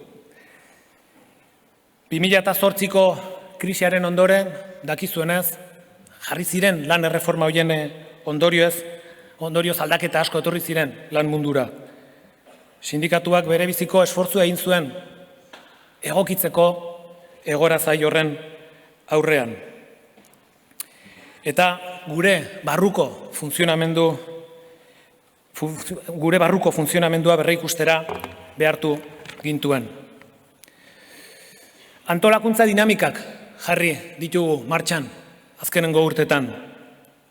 Egituraren funtzionamenduari dagokionez, federazioen zuzendaritza eskualdetan indartu izanak eta eskualde ardura honekin koordinazioak erabakigarria izan da enpresa eta sektoren sindikalizazioa bultzatzeko. Sindikalizazioa badakigu erronka izugarria da. Erronka handi bat eta konplikatua. Langileen parte hartzea hobetzea, batez ere emakumen artean, eta gure oinarri militantea zabaltzea dira besteak beste gure helburuak. Organizazio bat ere berritzeko datozenei tokia utzi behar zaie. Kasu honetan, Eustaki Urangak batzorde eragilea utziko du, bihar bertan, eta gogoratu nahiko nuke hemen zuen aurrean bere ibilbide luzea eta oparoa. Arduraz berdinetik pasa da Eustakio, gazteak, interprofesionala, zerbitzu juridikoak eta antolakuntzatik. Ez dira ardura errasak izan. Uste dut, Eustakio sindikatu harentzat eta gutako askorentzat zutabe izan zarela hein handi batean maisu, Eta uste dut Eustakio ere arrazoi nahiko dituzula lasai, konforme eta pozik ateratzeko egindako bidea egin ondoren. Eskerrik asko Eustakio egindakoarengatik.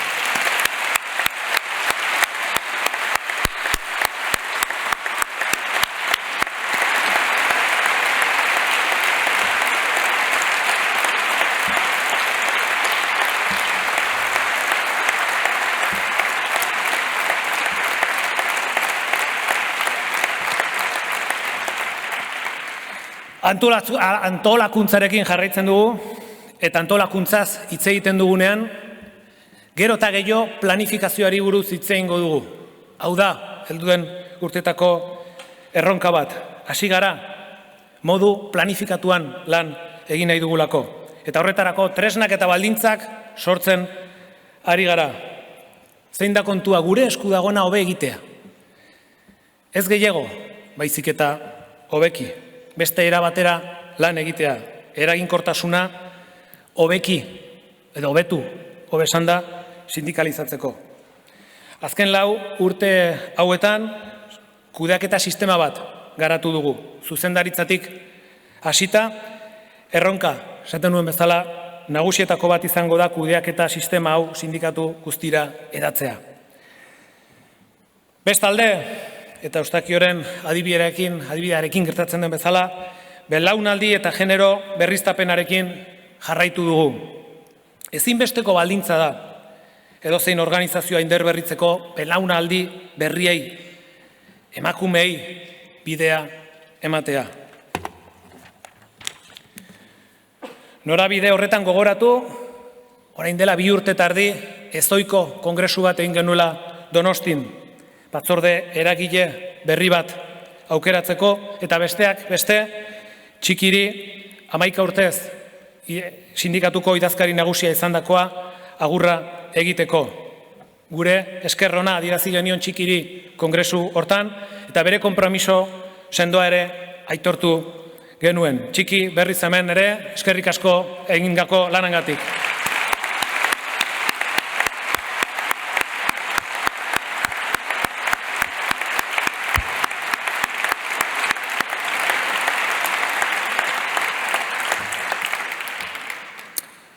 Antolakuntzarekin jarraitzen dugu, eta antolakuntzaz hitz egiten dugunean ere, asmo badugu. Ela, eraikitzen ari den sindikatu feminista bat delako. Hala ikusten dugu gure burua, bide hortan, hori da izan nahi duguna. Eta horretarako konpromiso irmo bat hartu genuen aurreko kongresuan. Genero ekitaterako plan estrategikoa idatzi eta adostu. Prozesu berritzaile batekin egin dugu. Lansaio ugari izan dira parte hartze zabalarekin. Lan ildoak definitu ditugu, eta hurrengo hilabetetan honen berri izango dugu. Honetaz gain, gogoratu behar du ere, elak bere agendan 2 data azpimarratu ditula azkenengo urtetan, biharko eguna, azaroaren 25 eta ekainaren 28. Urtero eta ezberdinetako ekitaldi antolatu ditugu. Auzi hauei buruzko kontzientzia edatu eta diskursoa garatzeko. Antolakuntzaz ari garela ere bai. Zer nahi dugu? Erakunde gero eta euskaldunagoa. Gure plan estrategikoaren arabera, euskararen erabilera sindikatuaren barruan 4 puntu igo da. Albiste hona da, baina euskararen erabilera ere ez da oraindik iritsi elako jendeak duen ezagutza mailaren parera. Badugu etxerako lanak. Euskarazko ikastaroak asko igo dira, baina aurrekoan ere esaten nuen bezala, ez dira nahikoa kontutan hartuz dugun ordezkaritzaren kopurua, euskaldun kopurua. Zerbitzu juridikotan berri onak ere bai, euskararekin lotuta duela gutxi, euskararen normalkuntza planari ekin genion, eta aurreran zehar, lan arloan euskarazko egindako demandak izango dira gurean behintzat, euskaraz egiteko demandak aukera izango du. Ze gehiago, Euskaraldian ere parte hartu dugu, eta beste ekimen batzuk martxan jarri ditugu, adibidez, Urola Kostan esperientzia piloto bat Euskara planak enpresetan garatzeko. Hortaz aparte, beste ekimenak ere bai jarri ditugu martxan. Kontseiluarekin batera eta LAB sindikatuarekin batera, Confebaski eta Zeni eskaini genion 50 langiletik gorako enpresetan, enpresa guztietan euskara planak negoziatzeko beharra adostea. Negoziatzeko beharra, ez gehiago, negoziatzeko beharra. Zer erantzun ziguten, ez daudela prest. Berriz ere, ondorioztatu dugu patronalak euskarakiko ere duen konpromiso falta. Negoziazio kolektibotik hauteskunde eta afiliazioetara. Ez dago ere negoziazio kolektiborik, hauteskunde eta afiliaziori gabe. Markel Olanok, Gipuzkoako aldun nagusiak esaten zigun aurrekoan irrati batean. Elak politikaz hitz egin nahi badu, egin behar duena da hauteskundetara aurkeztu. Gu, beti bezala hauteskundetara aurkezten gara, hauteskunde sindikaletara. Baina badakizu ze pasa den, Olano jauna, aurkeztu garela eta irabazi ditugula. Eta gainera gure marka historikoa hautsi dugu azkenengo 4 urte honetan. Ela da Euskal Herriko lehen sindikatua.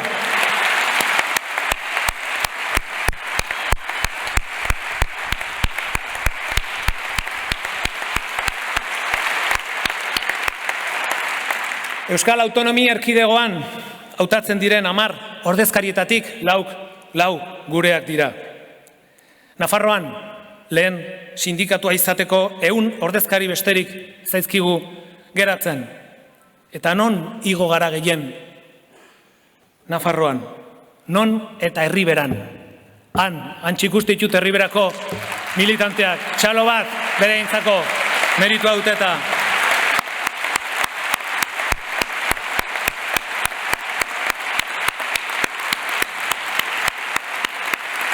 Hemen dago gure zilegitasuna, hauteskunde hoitan langileek hitz egiten dutenean. Hoi da langileek ematen diguten babesa. Da afiliazioan, ze pasa da afiliazioan, aurreko kongresuan esan genuen. Afiliazioaren jaitsiera gelditzea lortu dugu. Honetan, zer esan dezakegu? Igo garela eta azken 4 urteotan 100.000 afiliatutik gora ere gaudela berriz. Hor dago gure autonomia. Ez dago autonomiarik afiliaziorik gabe eta hau da Euskal Herriko proiektu sindikalik handiena. Eskerrik asko denoi egindako lanangatik, benetan, eskerrik asko.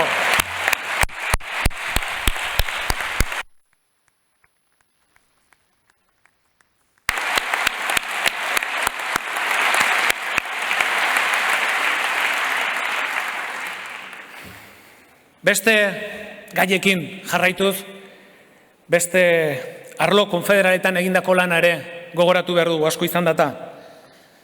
Azterketa bulegotik egindako lana.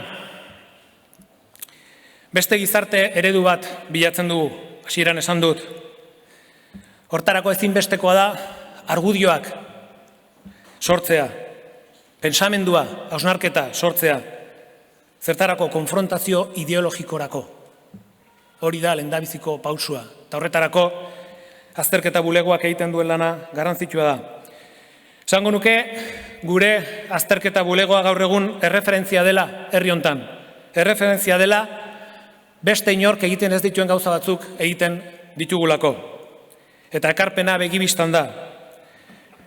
Fiskalitateari buruzko txostenak, Eusko Jaurlaritzaren eta Nafarroko Gobernuaren aurrekontuak edo egoera ekonomikoa eta sozialaren azterketak dira gabineteak egiten dituenak. Ezinbesteko dokumentuak dira horiek, ezinbesteko hausnarketak besteak beste gobernuek, gure gobernuek egiten duten propaganda agerian uzteko. Ingurumenean, ingurumen arloan, zer dugu konpromiso bat gero eta biziagoa. Krisi ekologikoak enpleguan eragina handia izango du dakizuenez. Elako honen inguruan gogoeta bat lehendabiziko aldiz egin zuen 2013an. Badakigu orain, egin beharreko aldaketa hoitaz berandu goazela, Glasgowen egon dira bilduta dakizuenez. Eta gure sensazioa da oso urruti gaudela hartu beharreko neurri hoietaz eta erabakietaz. Enpleguetaz hitz egiten dugunean eta aldaketa hoiek nahita nahiez ekorriko dizkiguten aldaketa hoien artean dago enpleguaren auzia. Ez dakigu ze pasako den enpleguaren auzian, baina badakigu aldaketak datozela. Iaz proposamen bat egin genien Eusko Jaurlaritzari eta Nafarroko gobernuari. Esan genuen goazen sortzera funts publiko bat. 2.300.000.000 sortutako fondo bat. Alemaniak egin zuen bezala, eredu produktiboa eraldatzeko, inbertsio publikoaren bitartez, enpresa hoietan egoteko. Kasorik ez? Kasorik ez. Hau ez dagoelako agendan. Eta sektore asko daude, hontan, merkataritza, autogintza. Zakigu enplegu horrekin ze pasako den, eta ze ereduak izango diren etorkizunekoak, baina badakiguna da, gure gobernuak ez dutela planik honen inguruan. Ingurumen arlotik ere beste ekintza batzu bultzatu ditugu. Besteak beste, Zaldibarko zabortegiaren gertatutakoaren salaketa, erraustegien aurkako kanpainak eta alferreko azpi egituren aurkako kanpainak, esaterako abiadura handiko trenarena. Eta garaipenak ere izan ditugu. Arabarrek ongi dakizue eta batez ere estimatzen duzuena 2017an Garoña zentrala itxi zelako. Itxi dugu, denok mobilizazio sozialarekin Garoña ixtea lortu dugu.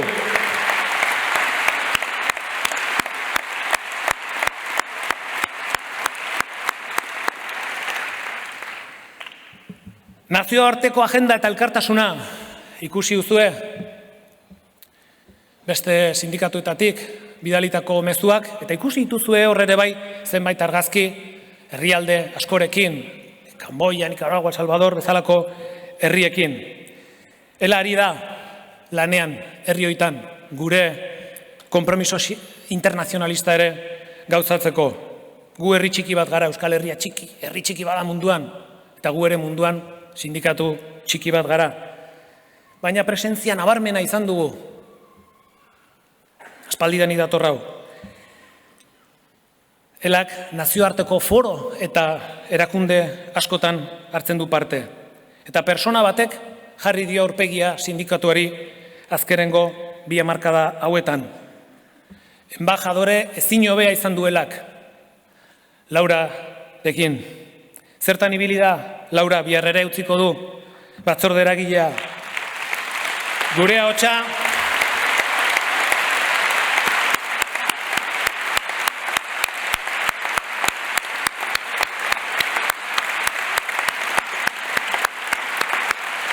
zertan ibili da Laura merito handiz gure ahotsa munduan zehar zabaldu nahian, sindikatu lagunekin harremanak zaintzen eta konpromiso internazionalista hori heltzen. Ezagutzen dugunok badakigu zer suposatzen duen dedikazio horrek. Zenbat egun eta zenbat gau Euskal Herritik kanpo pasa behar izan dituen Laurak. Arro egon zaitezke Laura, egindako lanaz. Eta eskerrik asko munduan gure ahotsa zabaltzeagatik.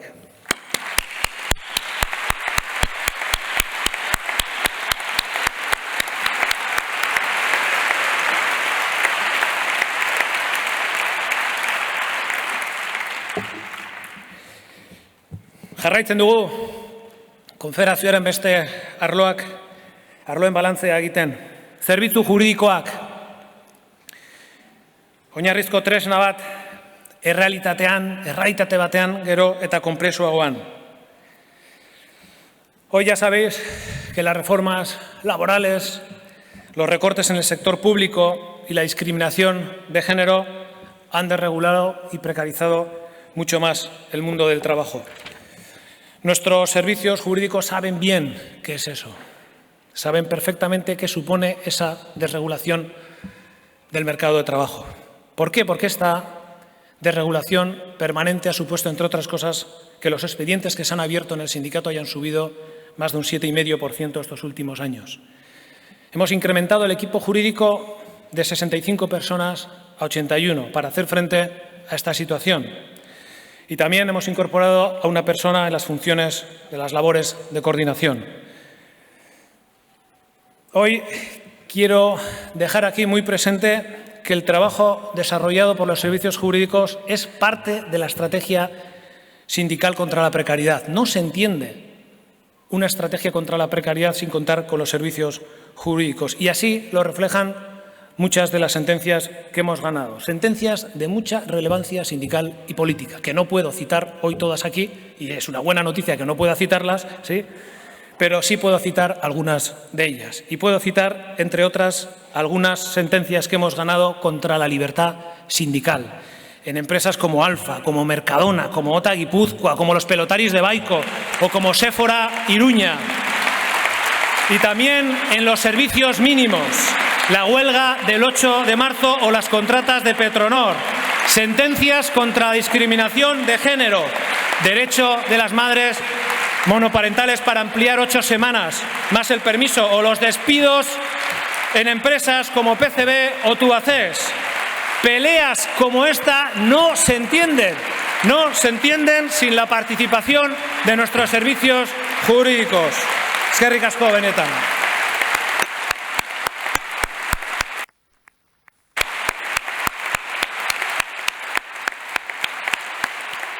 Eskerrik asko.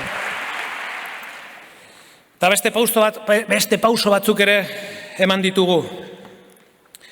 Lan osasuna eta zerbitzu juridikoak uztartu ditugu lantalde berri batean. Lan osasunean hobeki erantzuteko lantalde espezializatu bat sortu dugu. Horren beharra ikusi genuelako aspaldian.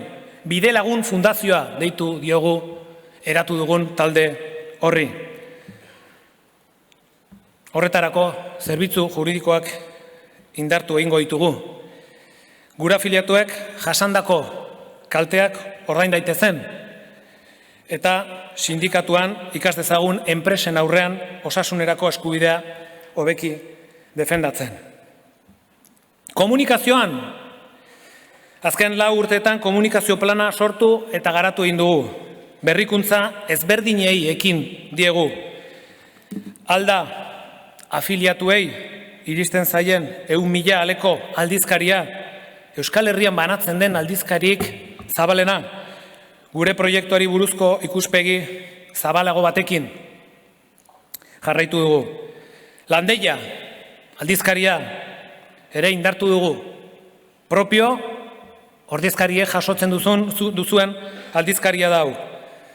2 behin eta 9.000 ale banatzen dira. Astekaria ere berritu dugu. Sindikatuko albiste garrantzitsuenak hor bidaltzen dira astero. 50.000 lagunei iristen zaion informazioa da. Ikus entzunezko ekoizpenak ere garatu ditugu. Katazkak eta grebetan ikusten dituzuen bideo hoien atzean lan asko dago. Sareetako gure lana ere handitu dugu. Elako jarraitzaileen kopurua sareetan dauden jarraitzaileen kopuruak etengabe hazkundia izan du, baina esan behar dugu ere bai, tokiko gure militanteen bidez ere sare bat gero eta trinkoagoa hartu behar dugula oraindik. Badu lana oraindikan hori tokian tokiko zabaltzen. Komunikaziotik Manu Robles Arangiz Fundaziora. Eraldaketa, asko hitz egin dut gaur, eraldaketari buruz uste dudalako definitzen gaituen hitza badelako. Eraldaketa bilatzen duen sindikatu batek etengabe zaindu behar du bere jendea. Etengabe garrantzia eman behar dio formakuntzari. Gurean formakuntza Manu Robles Arangiz Fundazioaren bitartez egiten da. Kongresuaren arteko garai honetan, liberatuentzako eta ordezkarientzako prestakuntza plana berritu da. Lanpostu eta ardura ezberdinak definitzen ari gara, besteak beste formakuntza egokitzeko. Ikastaroak, ordezkari berriak prestatzeko ikastaroai zentralitatea ematen jarraitu nahi dugu. Milaka ordezkarik parte hartzen dute, bertan hartu dute kongresu arteko aldi bakoitzean. Kasu askotan hau izaten da, iritsi berriak diren delegatu horiek sindikatorekin duten lehendabiziko aukera formakuntzan sakontzeko, ereduari buruz, edo gure estrategiari buruz, edo gure antolaketari buruz. Bestalde, aspaldidanik ari ginen kezka batekin, eremu akademikoan, unibertsitatean, inork ez duelako ikertzen errealitate sindikalean. Non eta hemen, herrialde hontan, greba kopuru gehien egiten den herrialde hontan, inork ez du unibertsitatean errealitate sindikala aztertzen. Pauso bat eman dugu hor, eta osatu dugu lan bat 8 lagunekin ikerketa sindikala bultzatzeko. Eta azkenik ere aipatzea, Kongresu arteko aldi hontan, fundazioak ere parte hartu duela sortu den foro soberanista batean, estatuan sortu den foro soberanista batean. Bukatzeko, iparraldeko berriak. Iparraldean lan handia egin da, hau ez da berria. Baina bereziki aipatu nahi dugu alda erakundearen sorrera. Manu Robles Arangiz, gure fundazioko militanteek eta beste eremuetako aktivistek bultzatuta, klase herrikoiaren beharrei erantzuteko jaio da alda. Albiste ezin hobea. Etxe bizitzaren espekulazioan adibidez ari da alda egunotan. Beste eragilekin lanean, kanpaina batean, aurreko larun batean Baionako manifestazio arrakastatxo hortan ikusi genuen bezala. Bestalde, zer gehiago egiten du gure fundazioak iparralden. Helburu nagusietako bat ere erakunde sozial eta klimatikoen, erakunde klimatiko hoien artean ekosistema bat indartzea. Eta halaber, aktivismo sozial eta abertzalentzako prestakuntza eta gogoeta bat eskaintzen du Manu Robles Arangizek iparralden. Azkenengo aipamen bat, Amaiari emango diot hitza, bigarren kudeaketa txostenaren bigarren partea egiteko, baina persona bat ekarri nahiko nuke gogora kongresu honetara, persona oso berezia. Iparraldean egindako hainbat ekimen eta lorpen ezin direlako ulertu Michel Beroko goien gabe. Maiatzean zein duzen bereko, persona eredugarria, benetako nekazaria eta sindikalista, persona aparta. Txosten, honen azkenengo hitzak berarentzat dira. Berarentzat privilegio bat izan da, zure lagun artean izatea. Agur eta ohera, Michel.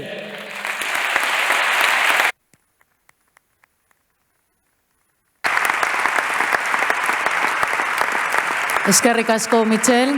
Eta orain, Michelek esan bezala, Amaiak erazkin ekonomikoaren gaineko azalpenak emango dizkigu. Bueno, egunon, Kongresuko ordezkari eta gonbidatu guztioi, Michelek egindako kudeaketa txostenaren aurkezpena osatzeko, nik datuen aurkezpena egingo dut. Bai afiliazio eta hauteskundeen emaitzak, datu ekonomikoak eta espediente juridikoen datuak besteak beste. Bueno, hasteko afiliazioa. Afiliazioaren garrantzia azpimarratzeaz ez gera nekatzen. Edo nekatu arren, hobe esan da, ez da inoiz gehiegi. Eta zergatik, gure proiektuaren zilegitasuna eta sendotasuna erakusten duelako afiliazioak. Abuztuko datuak dira, gaur aurkezten ditugunak. 101.000 afiliatu dituelak. 101.000 afiliatu proiektuaren garapena bermatzeko.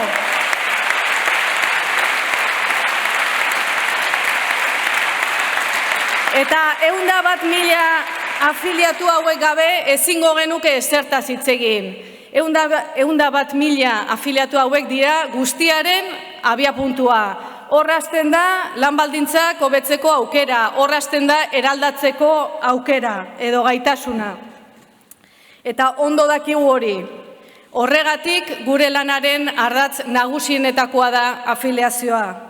Eta bizi dugun testuinguruan, lan merkatu prekarizatuan, ez da kontu erresa afiliazioarena, badakigu.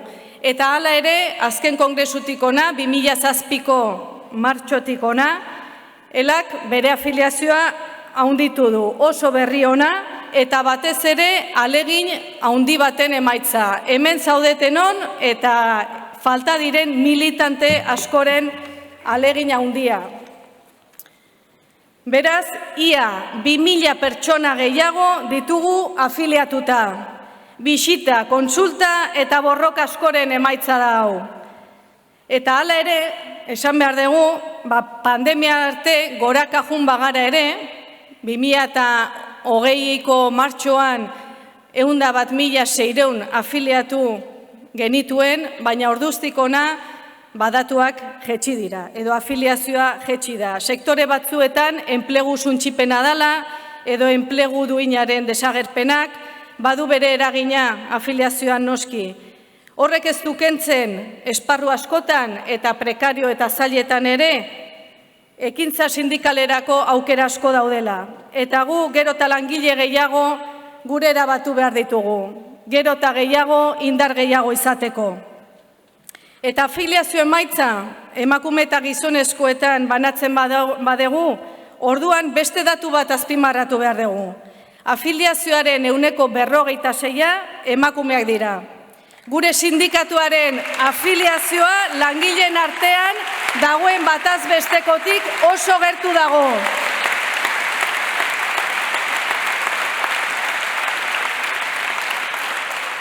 Gero eta emakume gehiago egiten dute bat elarekin. Ondo ordezkatuta sentitzen dira elan eta tresna eraginkorra bezala ikusten dute sindikatua beraien borrokak aurrera eramateko. Azken kongresuko datua zen, emakume eta gizonen pisua alderatuta 13 puntuko diferentzia zegoen. Oraingo honetan 8 puntura ere ez da iristen diferentzi hori. Federazioka aztertzen badegu, emakumeen presentzia oso batetik bestera asko aldatzen da. Industria eta eraikuntzan 6.300 pertsona daude, 6.300 emakume daude afiliatuta. Hau da, afiliazio guztiaren 6%. Gizalanen 22.400 emakume daude afiliatuta. Afiliazio guztiaren 22%.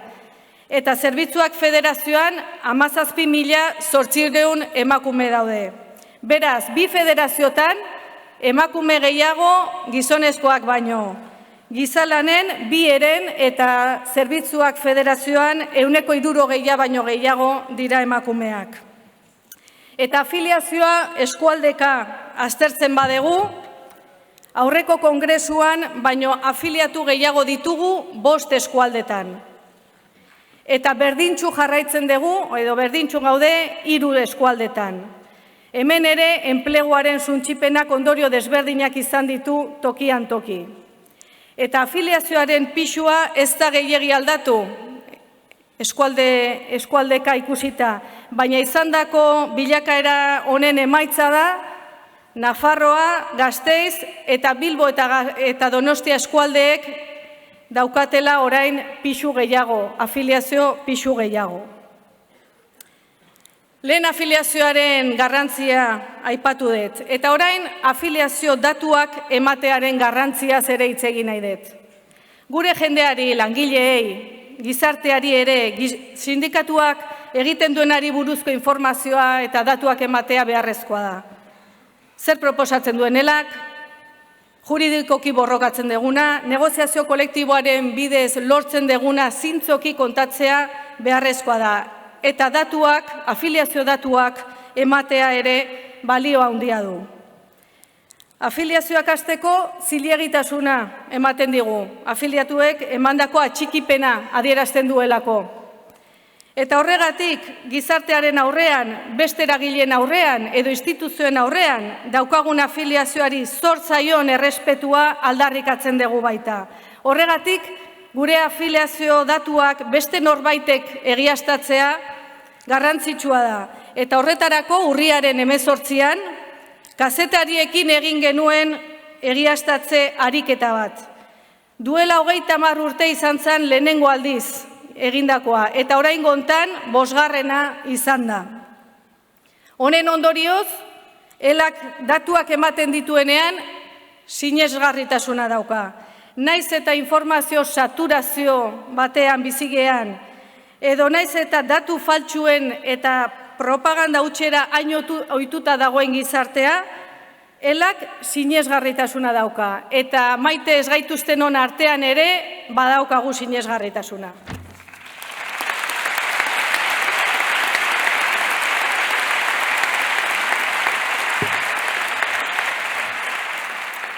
Afiliaziotik hauteskundetara pasako naiz.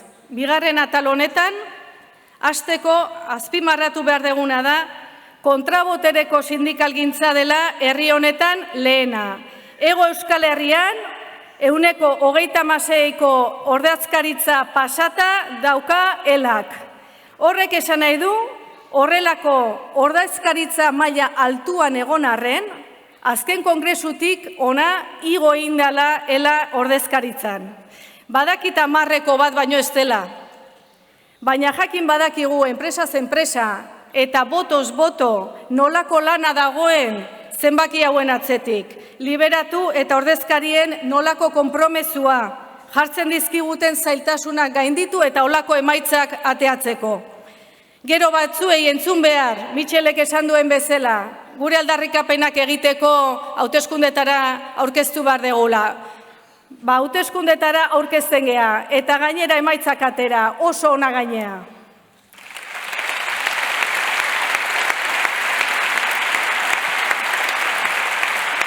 Abuztuko datuak dira hauek. Eta abuztuko datu hauekin ikusten deguna da, duela 4 urtekin alderatuz, 554 ordezkari gehiago daudela orotara.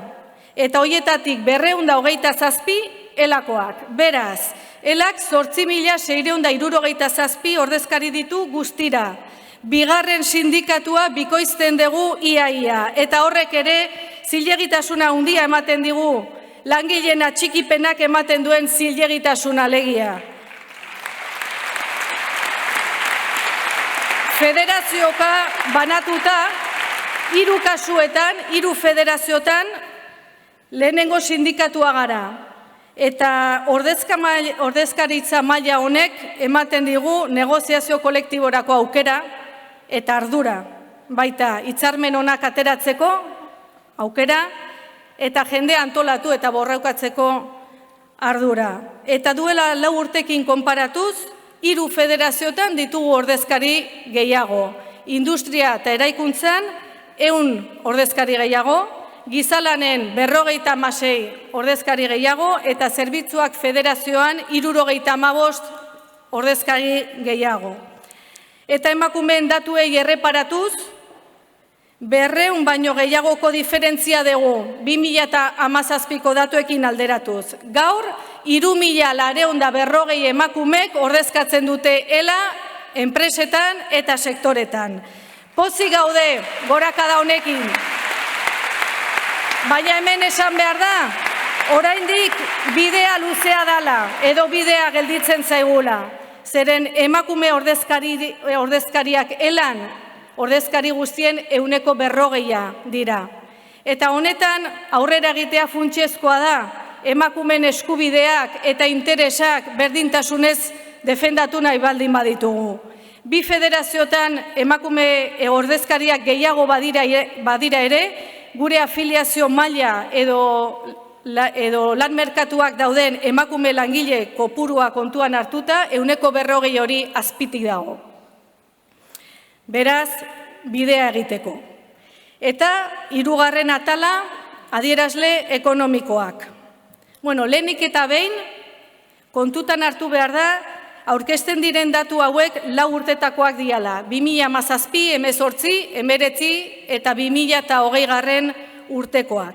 Eta aurreko kongresuan berriz, 5 urtetako datuak aurkeztu genitun. Eta bigarrenez, kongresuari gogorarazi behar diogu, urtero kontrol komisioak kontuak errebisatzen dituela eta nazio kontseiluak onartzen dituela kontuak. Hori esan da, diru sarrerak ikusita zer nabarmendu behar dugu. Konposizioa edo partidak eta beraien pisuak ez direla aldatu. Aurreko kongresuko pisu berbera dutela. Bigarrenez, kuotak diru sarreren 82% baino gehiago direla. Eta gehitzen badiegu kuotei bestelako diru sarrera propioak, 83,7 83,7ra iristen gera. Beraz, hemen nabarmendu beharrekoa. Eta gehitzeko aipamen bat. Aipamen bat diru laguntzei buruzkoa. Eragina gure kontuetan oso txikia baldin bada ere, aipatu azken urte hauetan aurretik ezarri zituzten murrizketak bertan bera uzten ari direla, eta ondorioz kopuruak handitu egin dira. Eta horregatik diru laguntzen partidaren pisua 4,7 izatera pasada. Guztira beraz, 104 milioi euro izan dira 4 urtetako diru sarrerak. Eta diru edo 104 milioi horiekin zer egiten dugu? Banatu guztiz. 104 milioiak doaz, erresistentzi kutxara eta konfederazioko gastuetara. Zehazki, 84% dijoa konfederazioko gastuetara.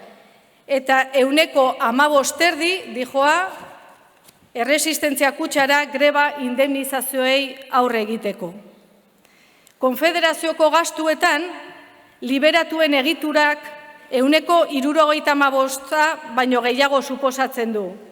Hau da, Michelek aipatu dituen lan esparru guzti hoietan dauden liberatuak, eta noski horrek eskatzen duen atzeko lanetan dauden liberatuak ere. Liberatuen administrazioa daramatenak, baliabideen kudeaketa administratiboa eta ekonomikoa egiten dutenak, edo informatikan behar ditugun tresnak garatzen dituzten liberatuak. Beraz, ELAK bere afiliatuen kuotekin sostengatzen du bere ekimen guztia. Erresistentzia kutxa dala, sindikatuko egitura, lokalak, baliabide materialak, guzti honen 83%tik gora diru sarrera propiokin kubrituta dago. Kontrabotereko sindikalgintza praktikatzeko derrigorrezkoa den erabateko autonomia ekonomikoa duelak.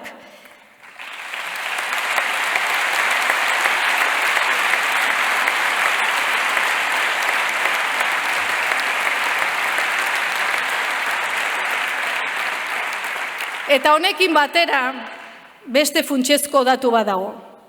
ELAK ez dio ezer zor inorri. Ez du mailegurik, ez du ezer bueltatu beharrik. Jasotako kuotekin eta aipatu ditudan beste diru laguntzekin, egiten dugu aurrera eramaten dugu gure ekimen guztia. Horrek esan nahi du, gure posizioak eta erabakiak askatasunez har ditzazkegula, beste eragileen baldintzapenik gabe. Hala ere, gure erabakiak hartzeko autonomia izateak ez du esan nahi, testu inguruak ez gaituenik baldintzatzen noski. Hor dugu, langileek pairatzen duten prekarietatea, miseriazko soldatak, negoziatzeko eskubideak baldintzatzen duten erreformak, enplegu suntsipena, enpresek legea ez betetzeko daukaten errestasuna edo errealitatea izkutsatzen duten komunikabideak. Horre guztiak gure lana zaintzen du, gure lana zailtzen du. Egunero listoia gorago jartzen digu, eta egiten dugun guztia gutxi da dagoen beharraren aurrean. Horregatik gure obsesioa, sindikatua tresna eraginkorra izan dadin, sindikalgintzak langile klasea defendatu nahi badu, eraldaketarako tresna izan nahi badu, etengabe bere borrokarako indarra eta gaitasuna sendotu behar du. Ez dago besteik. Eta kuota bilakaerak horrekin zerikusia du. 2017tik ona 11%ko igoera izan du kuotak, kapeitik gora. Zergatik? Sindikatua tresna eraginkorra izatea nahi degulako. Kuotaren igoerak posible egin du, gorago dagon listoi hori gainditzen jarraitu alizatea. Eta argi dago, kuota hilabetero ordaintzea ez dela erraza sektore batzuen soldatak ikusita. Baina hori bezain argi dago, lan baldintzak hobetzeko edozein proiektuak ez duela balio. Kuota hauek egiten dute posible erresistentzia kutxa eraginkorra, zerbitzu juridiko paregabea, sektore guztietara, enpresa handi edo txiki dela iristea, eta askoz gehiago. Dena, afiliatuei benetako babesa, antolatzeko laguntza eta borrokatzeko tresnak emateko. Eta erresistentzia kutxako ordainsaria honen adibide oso ona da. Kuota hauek posible egin dute, greba bakoitzeko gure afiliatuei SMI-aren 125% suposatzen duen indemnizazioa ordaintzea. 4 urte hauetan indemnizazio hau asko igo da. Eta gainera, txosten honetan ez da jasotzen urriaren batean egin genuen azken eguneraketa. Ordura arte indarrean genituen kopuruak azaltzen dira gure txostenean. Eta 124% igo da greba kutxaren indemnizazioa. SMIk izan duen igoera berbera da. Ondorioz, 1.163 euroko ordainsaria. Hori bai, grebaren bitartez lan baldintzak hobetzeko tresna.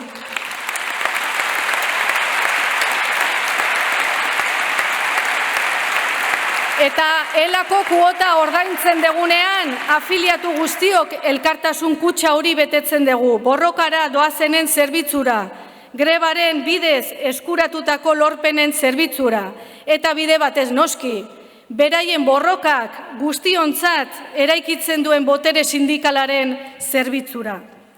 Kuotak posible egiten duen beste adibide bat, zerbitzu juridikoa da. 4 urte hauetan, 36.000 espediente juridiko iriki ditu. Zenbaki horren atzean, dagoen lana ezagutzen dugu, eta baita gabeziak, hutsuneak eta ezintasunak. Badakigu beti nahi baino estuegi gabiltzala, baina kuotak posible egin du urte hauetan lantalde handitzea behar bezalako erantzuna eman alizateko. Eta afiliazioaren kuotekin albideratzen da baita, aipatu nahi dudan azken zerbitzua. Elako egoitzak, lan sindikala militanteekin behar bezala egiteko edo afiliazioari hurbiltasuna eskaintzeko derrigorrezkoak dira elako egoitzak. 52 herrietan ditugu eta funtzionamendu egokia bermatzeko lan asko dago. Egoitza bertan eskualdetik egiten dena eta baita konfederaziotik ere. Espazio beharrei erantzutea ez da erresa, eta kongresu arteko epealdi honetan ditugun 3 beharrei erantzuna emateko pauso garrantzitsuak eman ditugu. Durangon, Iruñan eta Zumarragan egoitza berria ditugu, Laster martxan egongo direnak espero dugu. Hala ere, behar handia ditugu, bereziki Bilbo eta Gasteizen.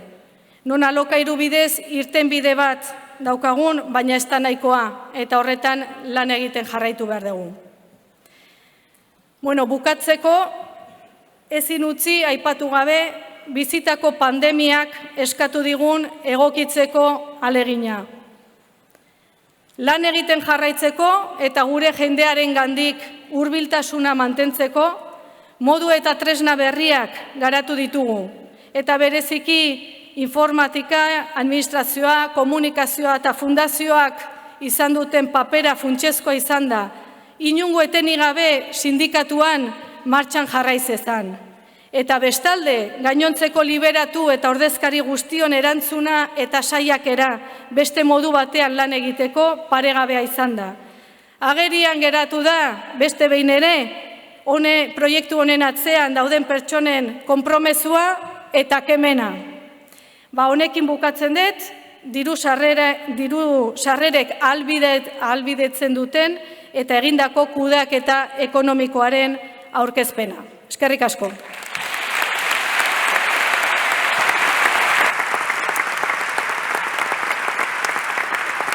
Eskerrik asko, Amaia. Mitxelek hartuko du berriz hitza, berak emango dio amaiera kudeaketa txostenaren aurkezpen ekitaldiari. Egunon berriz. Duela 4 urte batzorde eragileari agindu bat eman zenioten, eta esan bezala, inola ere espero ez ziteken baldintzetan bete behar izan dugu. Gauza batzuk moteldu, beste batzuk aitortu dugun bezala ez ditugu gauzatu nahi bezala, eta hurrengo urteetarako erronka bezala geratzen dira. Baina esango nuke guzti hau, esan da, uste dugu emandako agindua nahikotasunez bete dugula. Zailtasun aurrera egin dugu eta indartsuago gaude. Eta guzti hau posiblea da, elak duen barne kohesioari esker. Egin duguna eta gure eginkizuna gauzatzen da, hain handi batean, sindikatuko militante guztioik, behintzat hemen zaudetenok, batzorde eragileengan jartzen duzuen konfiantzarengatik. Konfiantza handia da gugan jarri duzuna azkenengo 4 urte hauetan. Gure honena jarri dugu zer egin honetan. Horregatik guztiagatik kudeaketa txosten hau onartzeko eskatzen dizuegu Kongresuari. Eskerrik asko. Eskerrik asko, Mitxel. Orain goizerdiko atsedenaldirako unea iritsi da.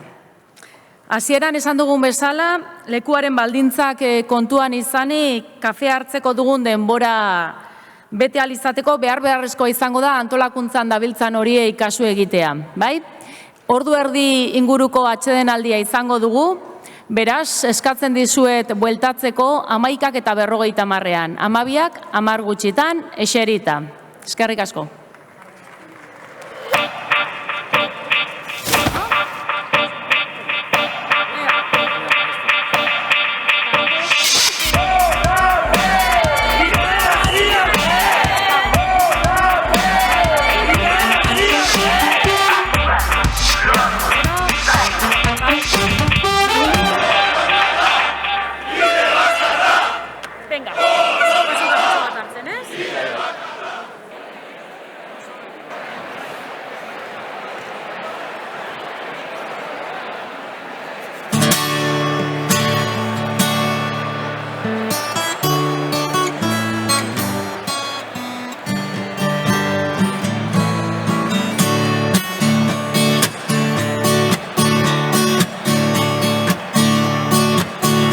Osasun publikoa landuina,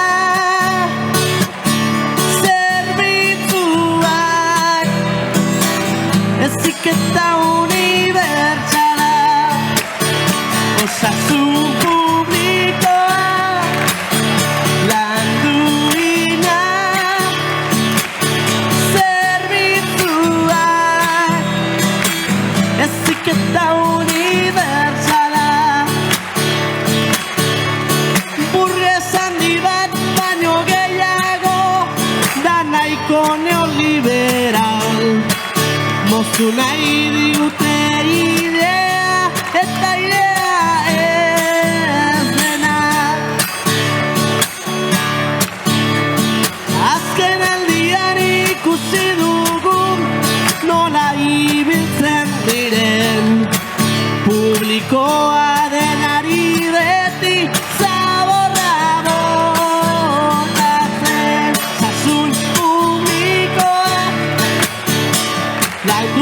duina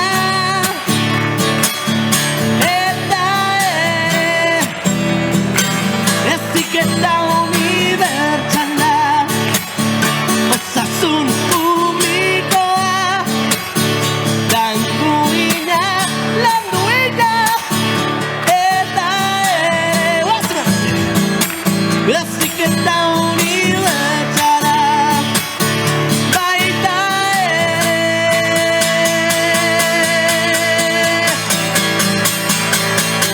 heziketa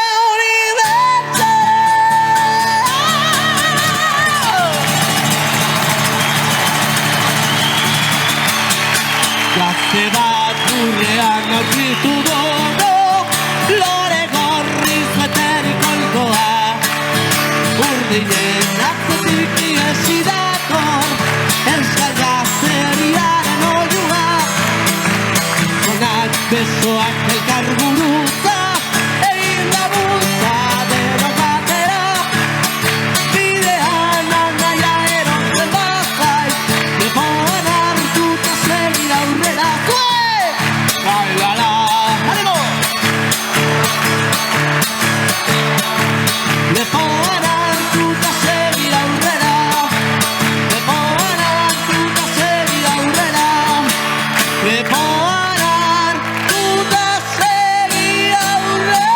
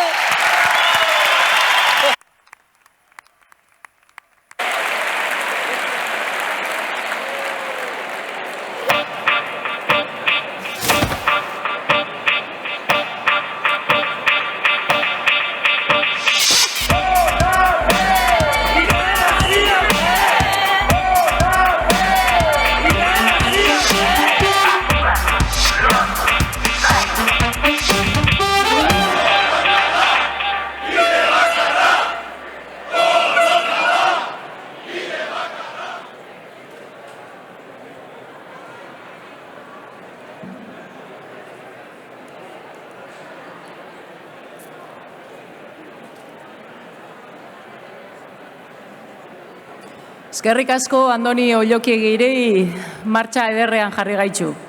Orain, kudeaketa txostenari federazio eta eskualde ordezkariak egineko erantzunak entzungo ditugu. Normalean, 12 eskualdetako eta 3 federazioetako kide guztiek dute aukera, onaigo eta beraien erantzunaren berri emateko. Oraingoan baina, 2 goizeko kongresua izanik aldaketak egin ditugu. 12 eskualdetako erantzunak, beraien arteko puntu komunak bateratuz, 3 banatu ditugu. Federazioak gutxiago izanik bakoitzak berea egingo du. Lehen erantzuna Gizalan Federazioak egingo du, horretarako Federazioko idazkari nagusi Igor Izagirreri emango diogu hitza.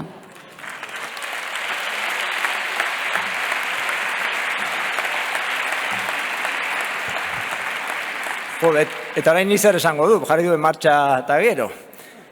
Venga, duela 4 urte, luze, ona igo nintzenean, aurreko 4 urteak oso gogorrak izan zirela dirasi nuen.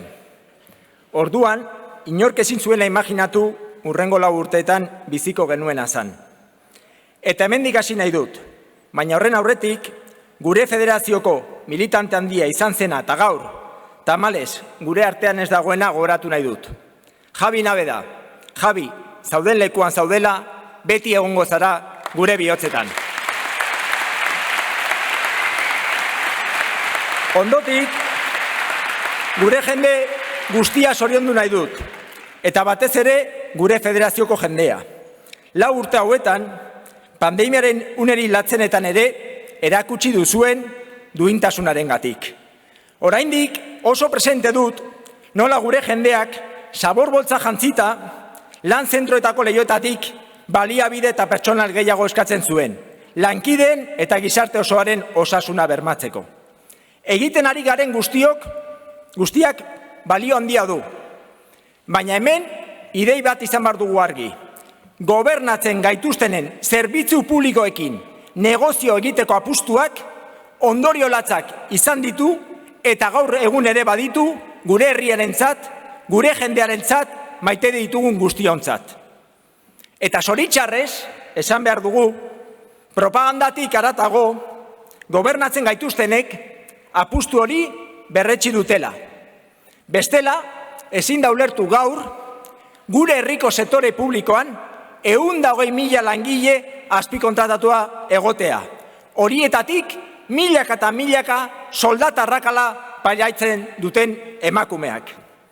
Gipuzkoako egoitzetan 250, Araban 20 greba egun ondoren negoziatzeko inolako borondaterik ez edukitzea. Nafarroko sarregoitzetan eta Bizkaian bai, berriro ere grebaren atarian egotea. Edo privatizatu gabeko esparrutan 10 langiletik 4 behin-behineko izatea. Edo Osakidetzako opearen eskandaluen ondoren EAeko sailburu baten lehen dimisioa ekarri zuena ezer ere ez aldatzea. Eta ope honetarako tribunal sistema berdina jartzea. Eta ez dira hor geratzen, pandemiaren aitzaki erabiltzen dute greba eskubidea guztiz zapusteko. Pero si antes teníamos claro que teníamos la razón, la pandemia nos lo ha dejado, como dice mi hija, clarinete. Y como decía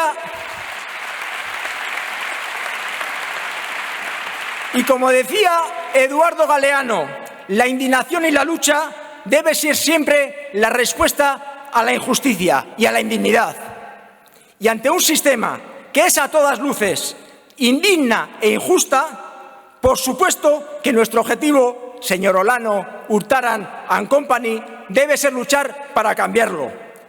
Por eso vamos a ir hasta el final en nuestra lucha por la firma de los convenios, la publificación de los servicios públicos y la consolidación del empleo público para cerrar la puerta a la privatización.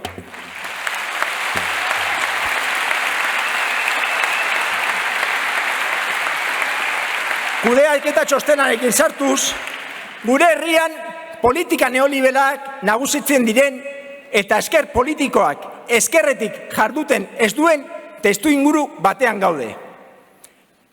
Egoera honi aurre egiteko ezinbestekoa da langile publikoekin benetako alternatibak lantzea, helburuak zehaztea eta mobilizazioa aktibatzea. Gure herriko zerbitzu publikoetan autogobernuaren inboluzioak, ondorioak pairatzen ari gara egunero.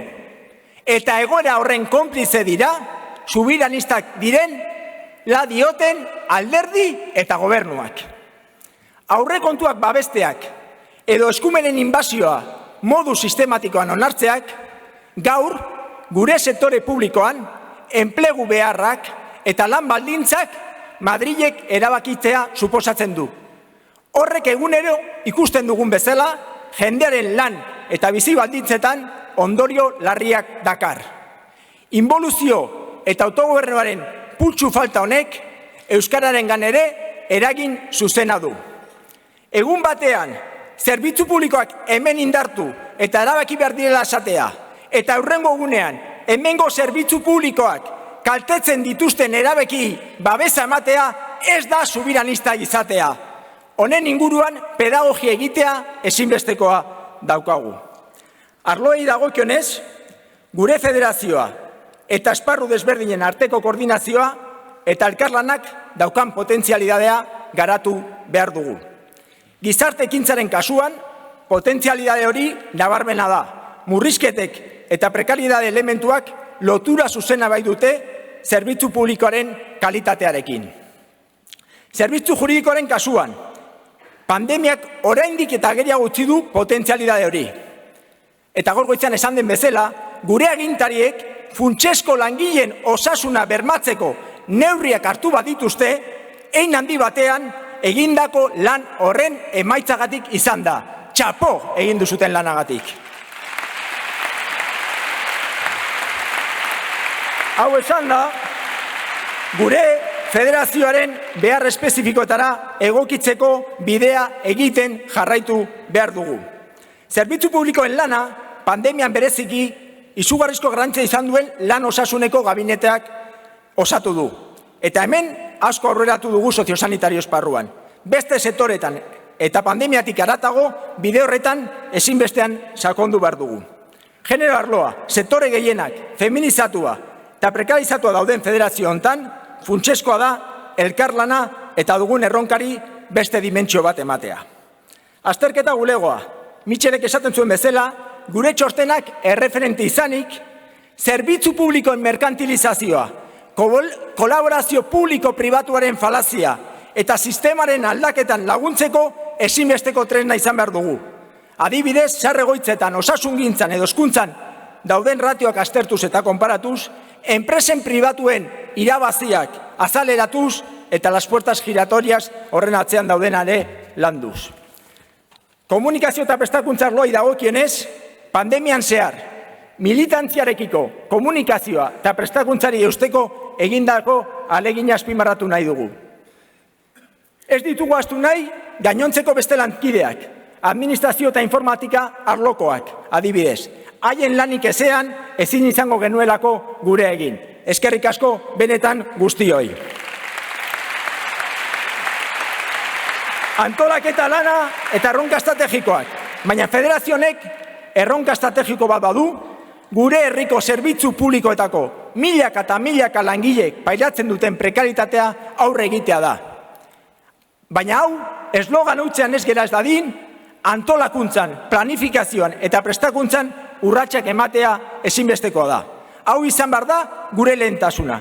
Eta bide horretan, federazioaren zuzendaritzak eskualdean duen presentzia indartua jarraitu behar du, baina federazioaren beraren konplexatusuna eta egungo antolak eta marrazkia kontutan izan da, badituguz zuzendu beharreko disfuntzioak.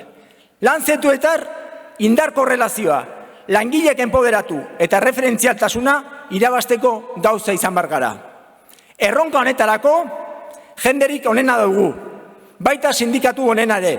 Horregatik, batzorde eragilearen txostenaren aldeko bozka eskatzen dizuet. Eskerrik asko, bi bazuek eta gora gutarrak.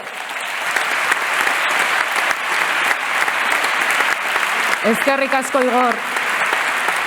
Urrena, Deba, Gernika Durango eskumaldea eta ezkerraldea eskualdetako erantzun bateratua izango da eta Gernika Durangoko eskualde arduradun Arrate Elkorok egingo du.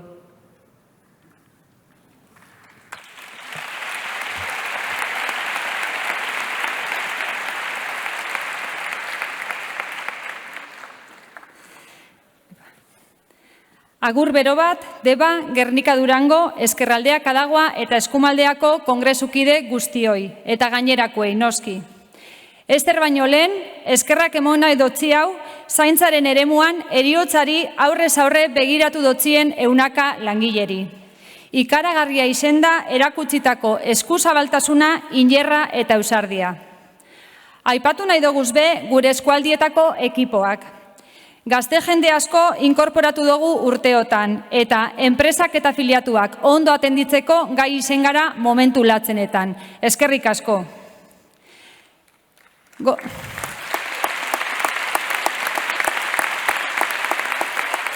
Gogoratu nahi dugu be, guk laurok ordezkatzen dugu zan lau eskualde hauetatik, bitan, Deban eta Gernika Durangon musukoak erabiltzen lehenak izen ginela.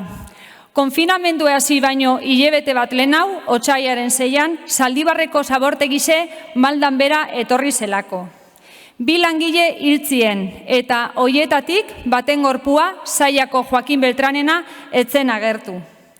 Amiltze horrek agerian utzi zauen zer nolako interesak zeuden jokuen.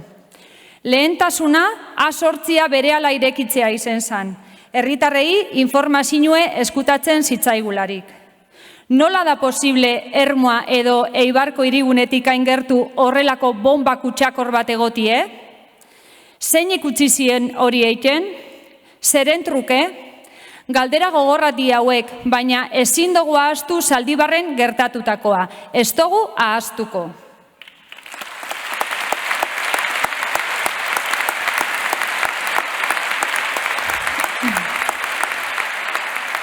Soldatarrak atalean lortutakoa be aipatu nahi doguz, garbikuntza sektorien adibidez.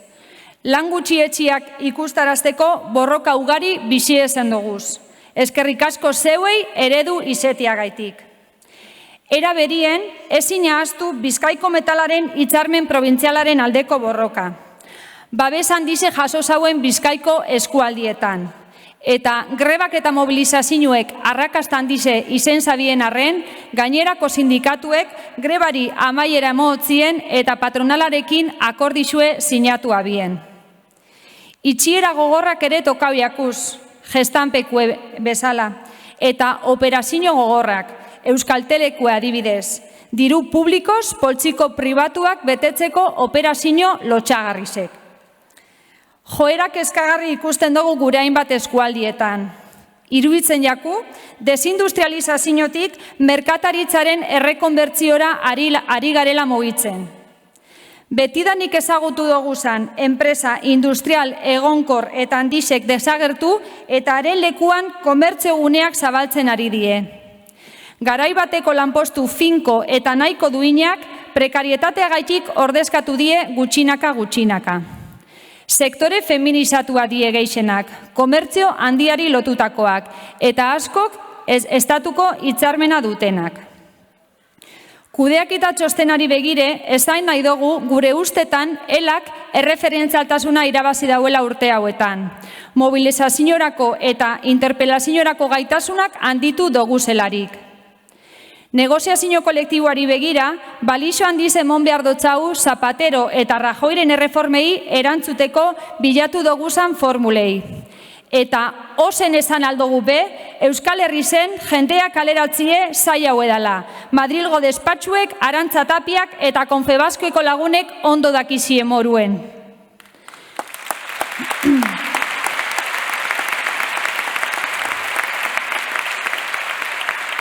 Aliantza sozialeren altxorra goraipatu nahi dugu.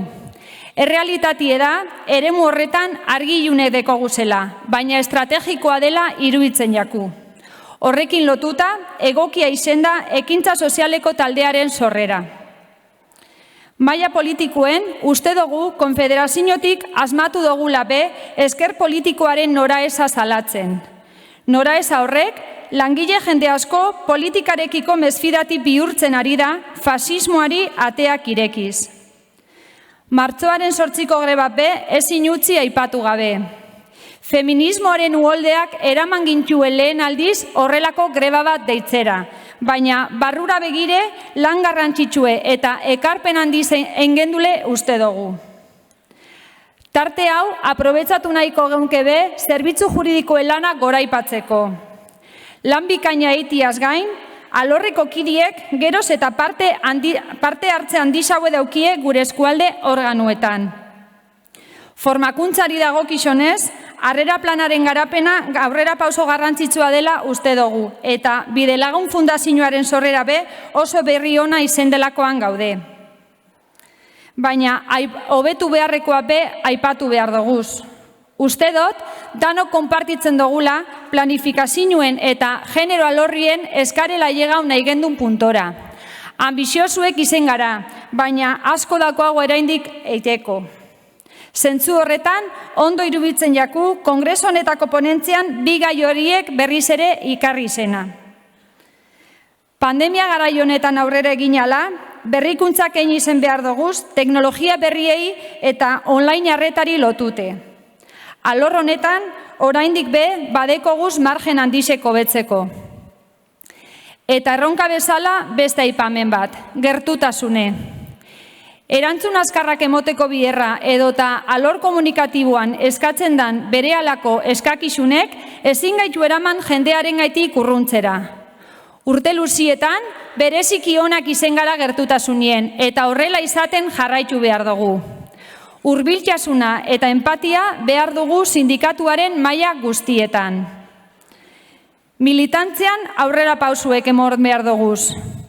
Ezinezkoa da gure proiektu ezabaltzie, gure sindikatuaren diskurtsoa eta praktika lantokietara eramaten duten pertsonak izango ez bagendu zan. Bestalde, areta euskaldunago nahi dugu izen. Begibistakoa die sindikatuaren aleginak atal honetan. Alan da guztiz be, atzera pauso bakarbe ez emotie eskatzen dotzau batzorde eragileari. Hizkuntzoiturak aldatu dira gure sindikatuen, baina oraindik be, bilera askotan ez dugu lortu euskera izetie gehien erabiltzen den hizkuntza. Esandako guztiak aintzat hartuta, 4 eskualdiok bat egiten dugu batzorde eragileak azken 4 urtietan egindako lanaren irakurketiaz. Horregaitik, txostenaren aldeko bozka eskatzen dotzu hau. Eskerrik asko.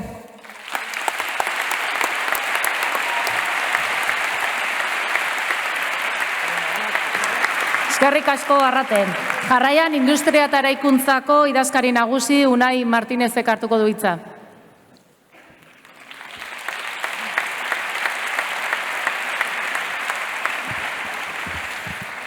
Bueno, elako industria eta eraikuntzako militante guztien izenean, besarka handi bat kongresukide guztioi. Kudeak eta txostena bat aztertzera tokatzen zaigunean, lehenengo galdera bat datorkigu burura. 2017ko mandatua bete alda.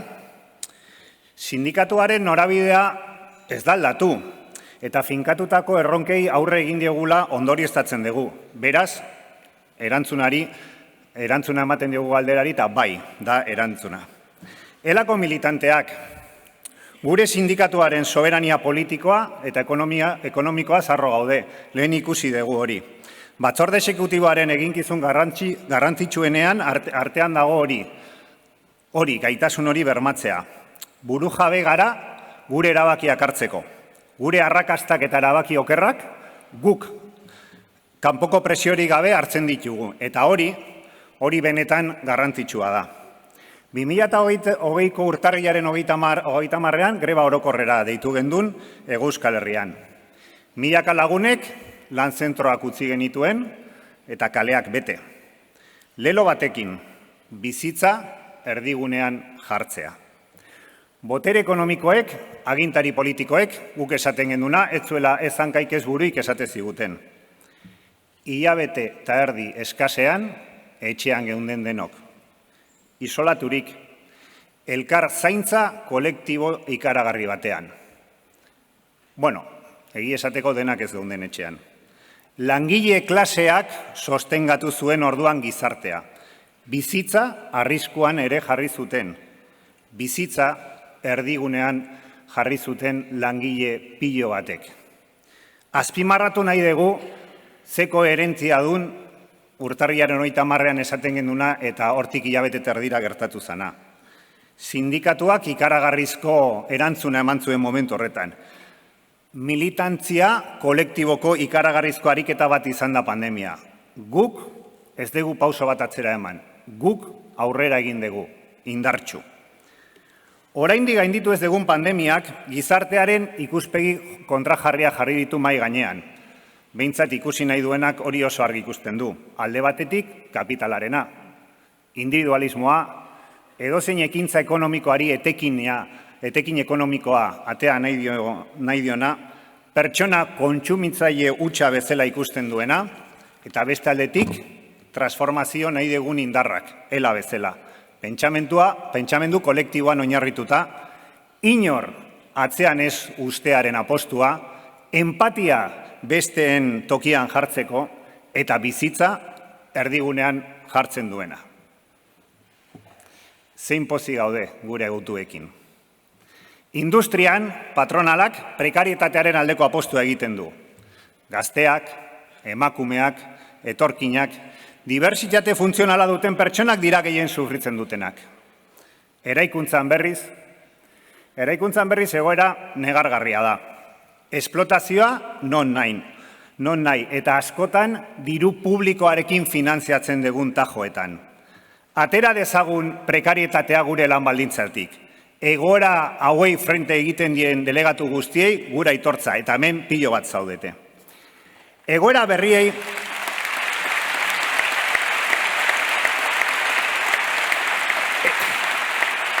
berriei erantzuteko izan dugun gaitasuna azpimarratu dugu.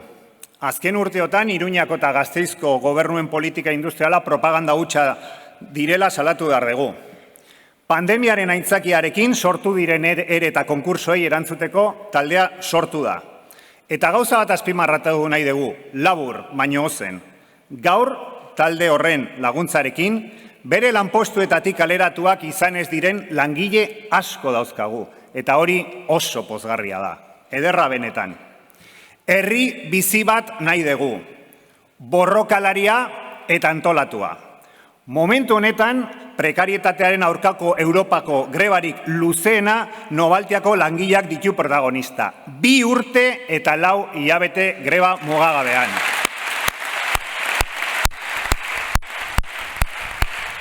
Gure aitorpena langile hoiei. Benetan oso harro gaude, JK irabazi arte. Eta borroka batetik bestera, 8 hilabete luze irauntzuen Tubacexeko langileen borrokak. Tapia sailburuaren ustean, Euskal Herriaren izen onari kalte egin dion borroka. Ze lotxagabea. Gure jendeak Tubacexen ezinezkoa zirudiena lortu zuen. Hau da, kaleratu guztiak berriro ere enpresara sartzea. Gu zapalkuntzaren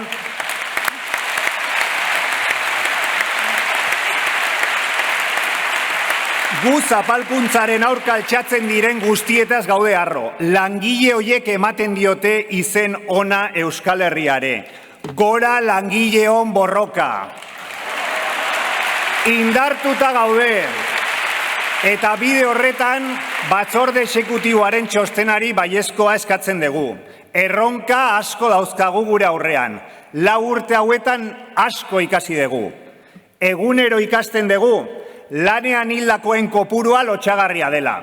Eta sumintzen gaituela. Horregatik, Bidelagun Fundazioaren arrakasta erabat beharrezkoa da. Ondo ikasita daukagu, elkartasun antolatua behar degula. Sindikalismoak dituen hitz ederretariko bat da erresistentzia kutxa.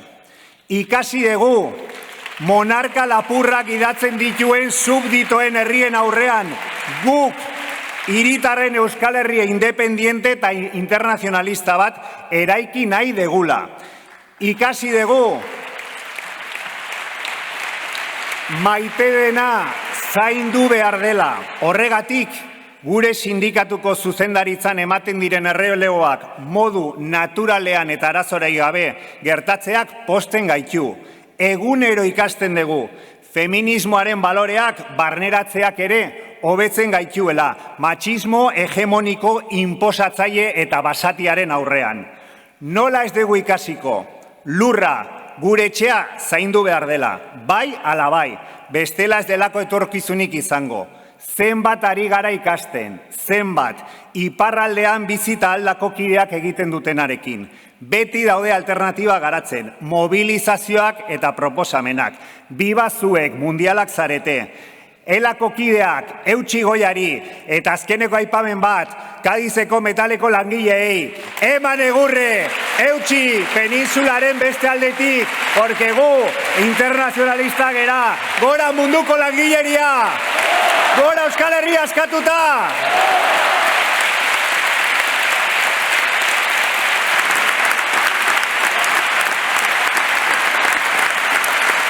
Eskerrik asko, Unai. Orain, Oria Goierriko eskualde arduradun Alasne Mantxolak hitz egingo du. Berak, Ibaizabal Nerbioi, Oarso Bidazoa, Oria Goierri eta Urola Kosta eskualdetako erantzunak batuko ditu.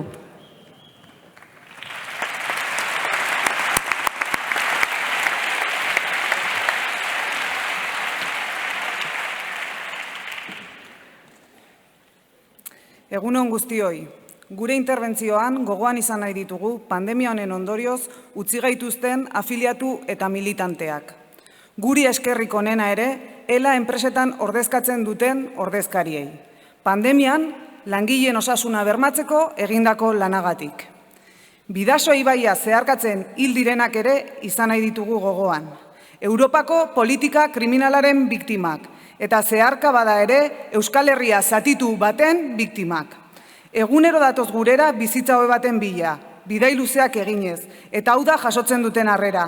Devoluzio ilegalak, kalean lo egin beharra, mafien esplotazioa, gosea eta indiferentzia.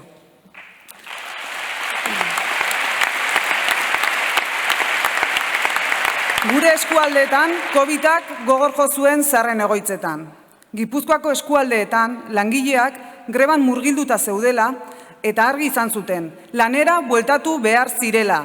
Administrazio eta enpresek aldiz ez zuten arduraz jokatu. Ondorioz, larritasun handiko egoerak bizi behar izan genituen.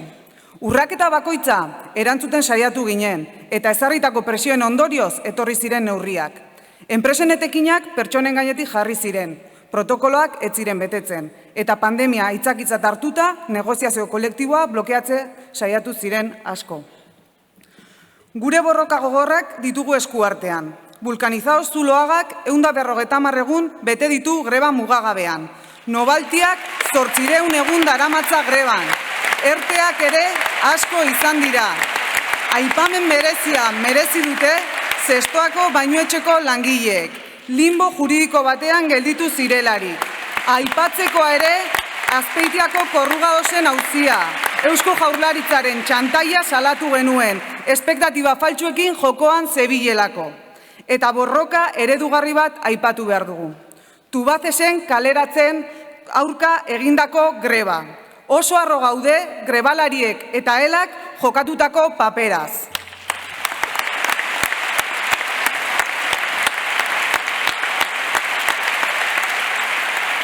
Eusko Jaurlaritzak eta patronalek badakite eta diotenez Madrilgo bulegoetan ere ezagutzera eman dugu, hemen kaleratzeak borrokatu egiten ditugula. Eta askotan borroka irabazten dugu, eta Tubacexen borroka irabazi dugu.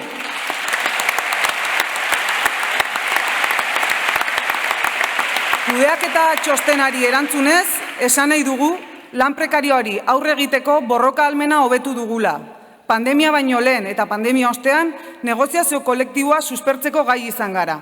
Honi lotuta, langile askoren etorkizuna kolokan zegoela ikusita, konkurtsoen taldea eratu genuen, eta asmatu dugulakoan gaude.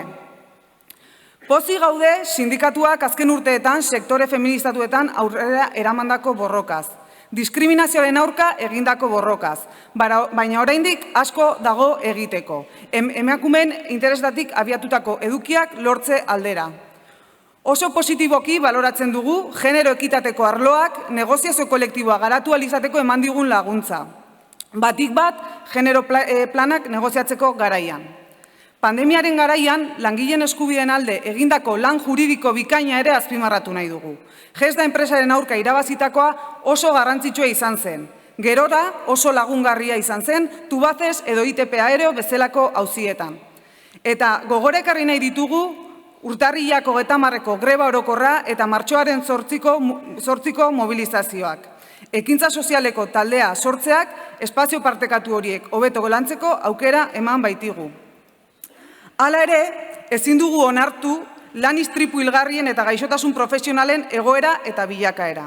Egoera jasanezina da, eta kritikak areagotu behar dizkiogu, bai lan agintaritzari, erakunde eta patronalei. Euskal enpresak defendatuko dituen industria politika falta da, eta herrialde eta zibilizazio gisa agertzen diren erronkei erantzungo diena. Azkenik, Euskarareko dugun konpromisoa aipatu nahi dugu. Aurrera goaz, baina ezin gara konformatu. Herri honetako gehiengo sindikala garen heinean, erantzukizuna dugu lan munduaren euskalduntzean. Gainera, balio ekonomikoa duen guztia suntsitu nahi dute. Sektore feminizatuetan, negoziazio kolektiboa suspertzen jarraitu behar dugu. Emakumeok jasaten dugun arrakalarekin amaitzeko. Industriak gure eskualdean pisu handia duenez, sektore maskulinizatuetan ere, pauso eman beharrean aurkitzen gara. Gehien sufritzen duten horien ondoan egoteko. Digitalizazioaren ondorio negatiboak kontuan eduki behar ditugu etorkizunean. Inditex bezalako taldeak hasi dira digitalizazioaren bidean urrats inportanteak ematen. Eta argi ikusi dugu zein den talde hauen helburua. Dendak itxi eta lanpostuak suntsitzea. Etekinak handitzeko eta prekarietatea zabaltzeko. Beraz, guzti honen ostean, Oria Goierri, Urola Kosta, Oarso Bidasoa eta Ibaizabal Nerbioiko eskualdetako kideek bat egiten dugu batzorde eragileak aurkeztutako txostenarekin. Eta aldeko bozka eskatzen dugu.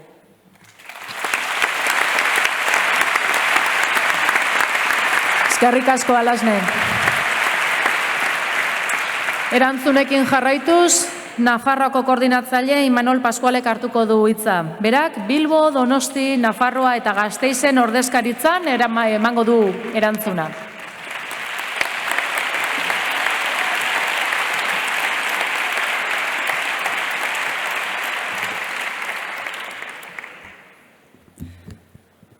Eguerdion kongresuko kide guztioi.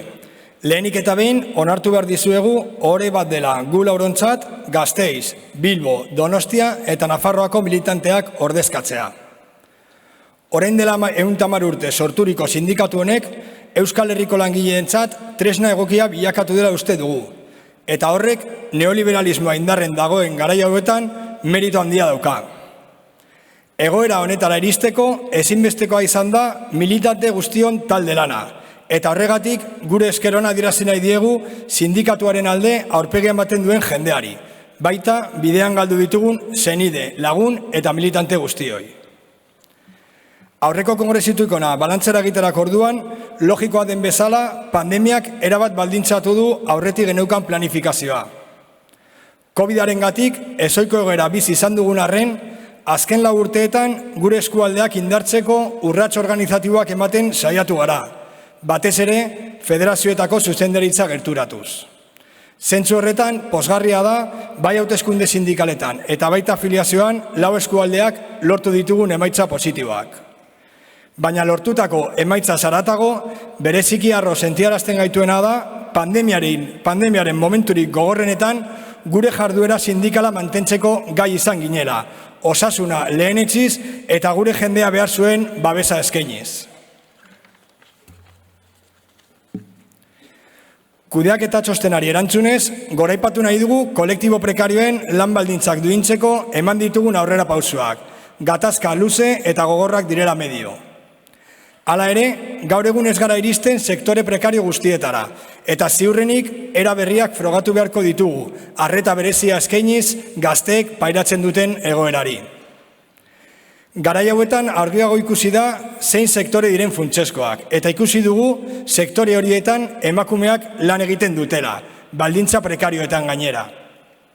Sektore feminizatuetan soldatarrakaren aurka borroka luzeak izan ditugu, batez ere zaintza esparruan. Hildo berean, martxoaren 8an egin diren 2 greba feminista nabarmendu nahi ditugu, bereziki gure helako delegatu eta afiliatu emakumeak egindako ekarpena. Bestalde, alor konfederaletako lanaren balio azpimarratu nahi dugu. Zerbitzu juridikoak, lan osasuna, konkurtsoen taldea, administrazioa, informatikoak, genero ekitatearen arloa eta azterketa bulegoaren ekarpena ezinbestekoa izan da gure eguneroko ekintza sindikalean. Era berean, azkenengo kongresutikona hartu ditugun 2 erabaki organizatiboak positiboki baloratzen ditugu. Batetik, ekintza sozialeko taldearen sorrerarekin gai sozialak hobeto landuko ditugu, gure militantziaren partea sustatuz. Azken finean, langileen eragiten dieten erabaki asko lantokitik kanpo hartzen dira. Eta bestetik, Bidelagun Fundazioaren sorrerarekin lan osasunean bizi ditugun egoera dramatikoei hobeto aurre egingo diogu. Etorkizunera begira badauzkagu gauzak hobetzeko eta badauzkagu erronka garrantzitsuak. Lehenik eta behin, pandemia aurretik geneukan mobilizazio maila berreskuratu behar dugu. Gogoratu behar dugu, 2008ko urtarriaren 30ko greba orokorra egin eta 5 asteetara konfinamendua iritsi zela. Zentzu horretan, azken hilabeteetan lantokiak eta kaleak aktibatzeko aurrera pausu garrantzitsuak ematen ari ditugula nabarmendu nahi dugu. Bestetik, alor konfederal eta federazioen artean modu koordinatuagoan lan egin behar dugu. Gure helburua izan behar da, negoziazio kolektiboan lan osasuna, euskara eta berdintasun planak hobeto kudeatzea. Eta horretarako, gure planifikazioaren beharra lehenetsi behar dugu, helburuekin eta adierazleekin lan eginez. Besteak beste, genero ekitaterako daukagun plana ere aurrera ateratzeko. Prestakuntzaren eremuan, sindikatura sartzen diren lagun berrientzat harrera plana finkatu dugu, baina uste dugu ordezkarien prestakuntzan asko dugula hobetzeko, batez ere sistematikan. Eta azkenik, dauzkagun erronken artean, arreta berezia jarri behar diogu aldaketa klimatikoari aurre egiteko beharrezkoa den industria birmoldaketari eta kontsumo sistema aldaketari. Aurreko guztia esan da, gure iritziz, kudeaketa txostenean gaur egun ezinbestekoak diren 3 elementua jasota daude. Prekarietateari aurre egiteko konpromesua, barne antolakuntza indartzeko apustua eta batez ere militantziaren lanari balioa ematea. Hau guztiagatik, Gasteiz, Donostia, Bilbo eta Nafarroako eskualdeen izenean, batzorderagileak aurkeztutako kudeaketa txostenari aldeko bozka eskatzen dizuegu. Eskerrik asko. Eskerrik asko, Imanol. Azkenik, erantzunekin amaitzeko Zerbitzua Federazioaren izenean idazkari nagusi Marikruz Zelkorori emango diogu hitza.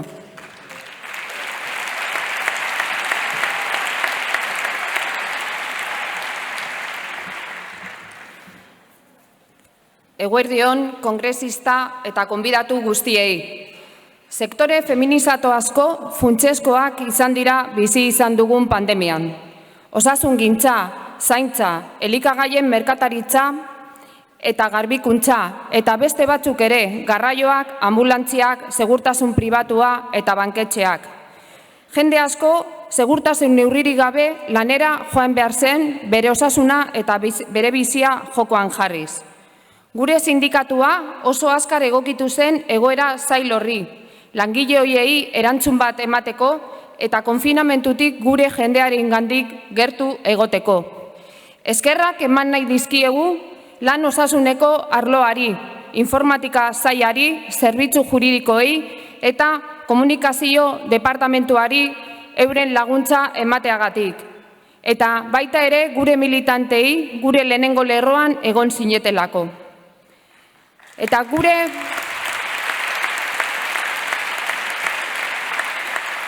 gure funtsezko emakumeak pandemiatik atera ziren nekatuagoak baina lehen bezain prekario. Duela gutxi elikagaien merkataritza movida batean olako leloak abesten zituzten. Lehenago oinarrizkoak, gaur ikusi zeinak. Atzoko txaloek ez dute aldaketarik ekarri. Klase eta generoko privilegioek hor diraute. Emakumeok, egoera kritikoetan ezinbestekoak bagara ere, ondo dakigu zer eskaintzen digun gizarte kapitalista eta patriarkala honek, langabezia, bortizkeria eta lan baldintza kaskarrak. Zerbitzuaken afiliatuen 62% emakumeak gara, ia 18.000. Eta nazkenengo 4 urteotan 1.700 emakume gehiago gara.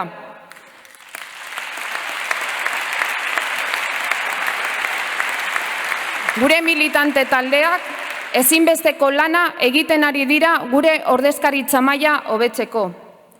Azken lantokiraino iristeko eta esan dezakegu gure sindikatua erreferentzia bat bihurtu dela emakume prekarioentzat.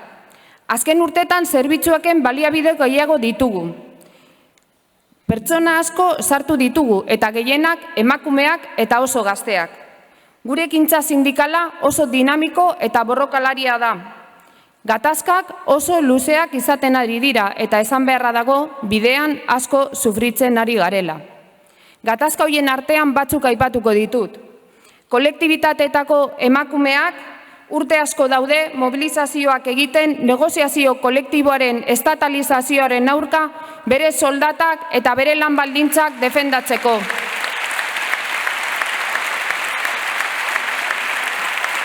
Hoteletako gela garbitzaileek 45 egunez greba egin zuten esklabo bihurtzen diren azpikontratazioaren aurka.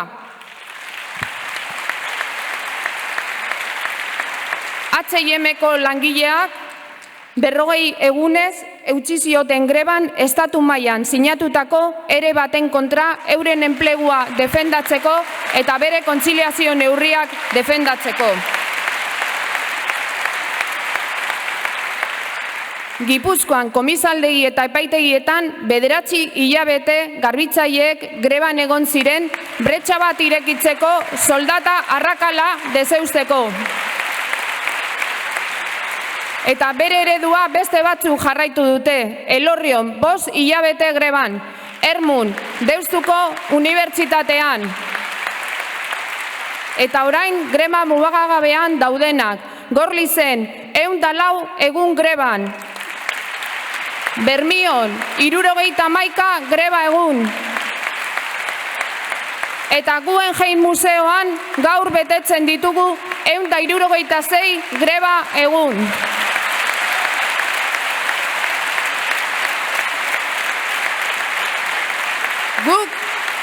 Soldata arrakalaren diskurtsoa praktikarekin elikatzen dugu. Eta esan beharra dago sektore feminizatuetan greba eta erresistentzikutza tresna beharrezkoak direla. El feminismo ha conllevado cambios muy importantes en nuestra sociedad y también en nuestra organización. Este periodo intercongresual constituye un antes y un después para una cultura sindical que ha tenido como eje de su acción sindical los sectores industriales y los intereses masculinos. ELA tiene una deuda histórica con las mujeres. El proceso organizacional pro equidad de género impulsado por el Comité Ejecutivo ha sido imprescindible para poner frente al espejo nuestra cultura organizacional y los valores que la impregnan. En este proceso hemos aprendido mucho. Hemos aprendido que discriminamos cuando tratamos igual a quienes parten de situaciones de desigualdad. También que los intereses generales en muchas ocasiones dejan de lado los intereses de género. Que la inercia y la falta de análisis contribuye a perpetuar espacios de desigualdad y discriminación. Que las propuestas en la negociación colectiva y en las distintas áreas tienen necesariamente que ser evaluadas en función del impacto de género que provocan. También que nuestras formas de organización en muchas ocasiones no contribuyen a facilitar la participación de las mujeres en la vida del sindicato. Hemos aprendido una metodología distinta, a trabajar con una visión más analítica y una visión menos nostálgica, porque hay parte de nuestra cultura que tiene que empezar a formar parte del pasado. Y este cambio de paradigma requiere de liderazgos femeninos, jóvenes, con nuevas ideas, con una mirada y una cultura morada, transgresora, revolucionaria y radical, porque derribar privilegios de género y de clase, no nos engañemos, nunca ha sido, ni es, ni será pacífico ni moderado.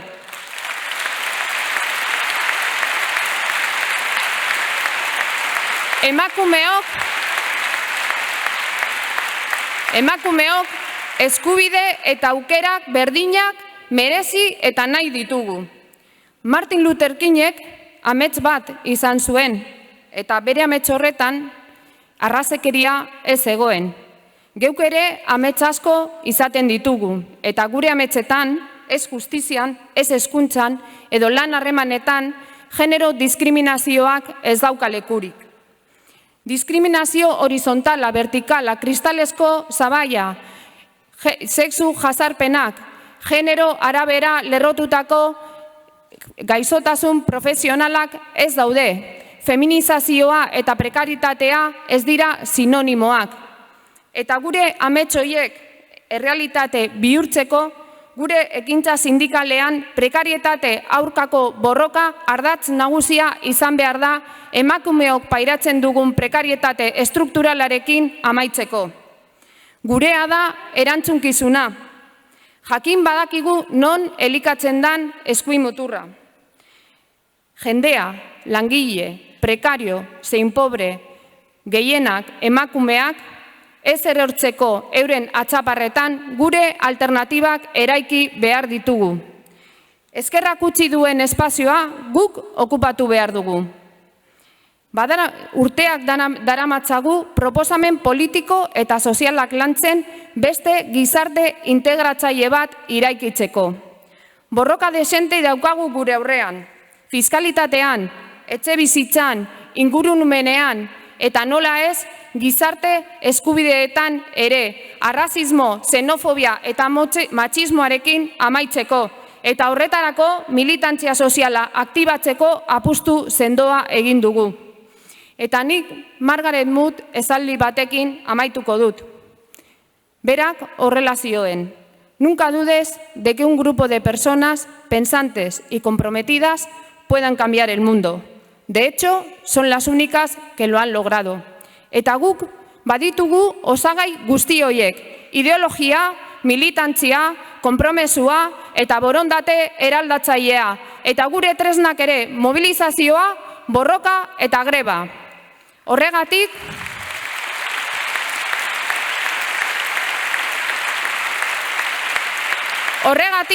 zerbitzuak federazioak kudeaketa txostenaren aldeko botoa eskatzen du. Gora borroka gora greba, gora eta gora borroka feminista.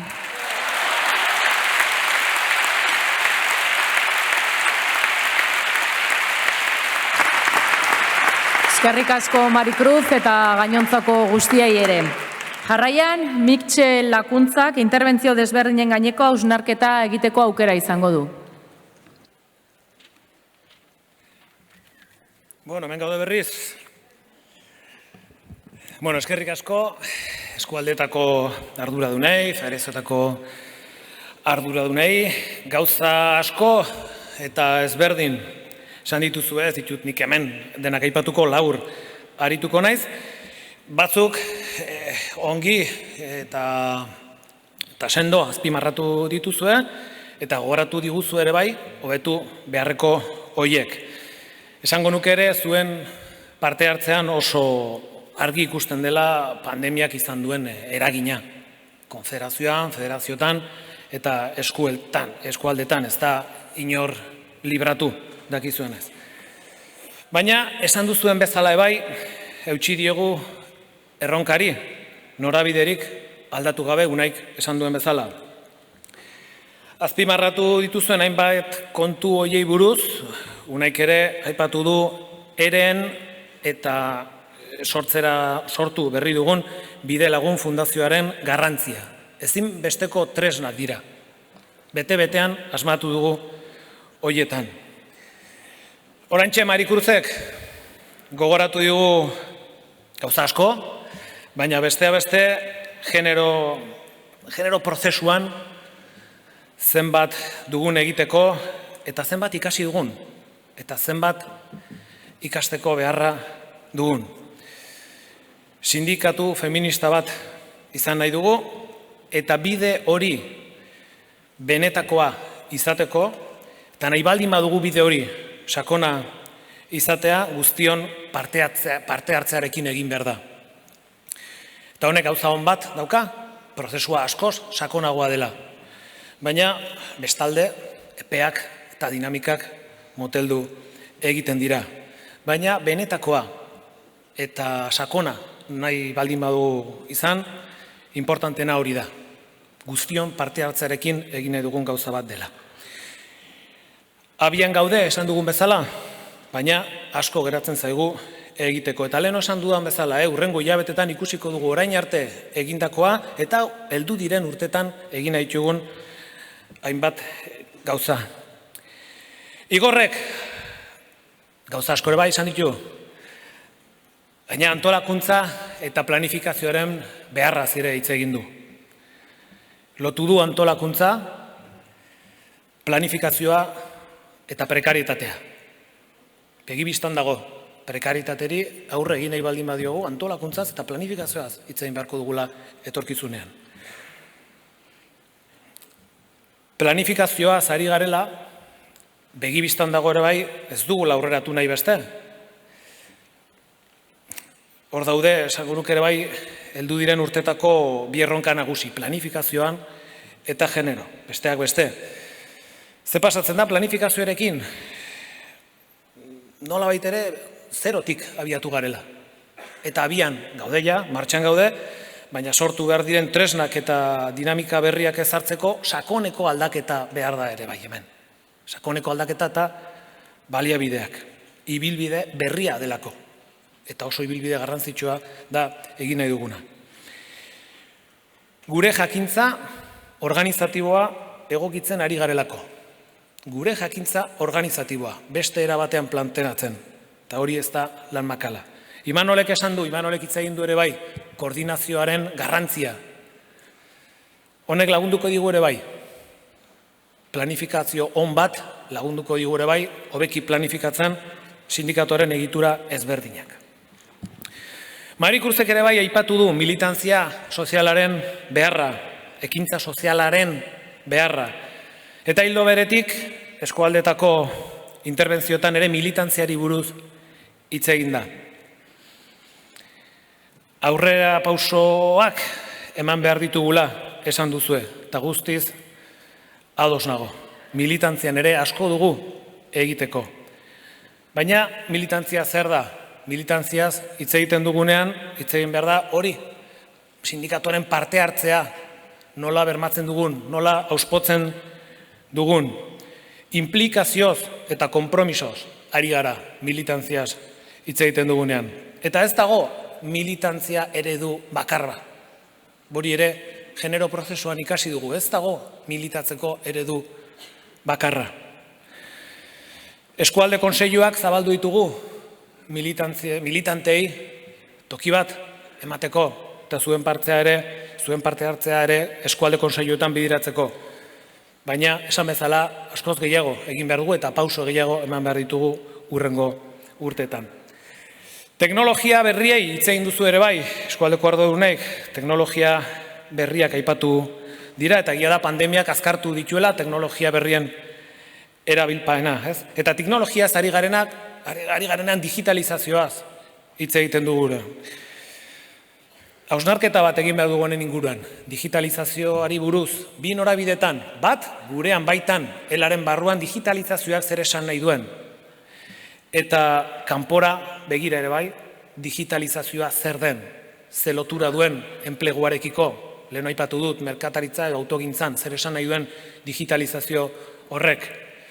Guk digitalizazioaz hitz egiten nahi dugunean prozesu demokratiko bat eskatzen dugu hori, digitalizazioa herria eta langileen esku egon dadinez eta ez kapitalaren mesedetara. Euskerari buruz ere hitz egin duzue.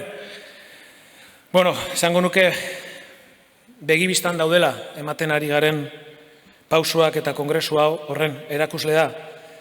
Aurrera goaz, baina jakinda ere oraindikan margen leno esan dudan bezala gehiago dugula. Eta salto batzuk eman beharko ditugu etorkizunean. Atzera pauso bakar bat ere ez emateko eskatu diguzue batzorde eragileari. Atzera ez, aurrera jarraituko dugu, ez izan inongo zalantzarik. Bukatzeko, idei garrantzitsu bat, honekin bukatu nahi dut. Arratek aipatu du. Gertutasunari buruz hitz egin du. Eskualdeko arduradun hauek, nire ustez, bete-betean asmatu dute hitz hori onak hartzen. Gertutasunaren beharra azpimarratu dute. Eta guztiz, ados nago, gure eredu sindikala, gure baloreak ulertzeko ezin bestekoa da gerturatasun hori. Ezin besteko ezaugarri bat. Hurbiltasuna eta empatia behar dugu. Sindikatuaren maila guztietan, esan duzue. Ados nago, empatia eta hurbiltasuna. Iruñeko militante batek beti esaten dit. Mitxel, aukera dugunean langileen gana iristeko, aukera dugunean gure proposamenak zabaltzeko, aukera dugunean aurrez aurre egoteko lantokitan enpresekin gu gaindi ezina gara. Eta ez da horrela beti izango, baina askotan bai, eskerrik asko.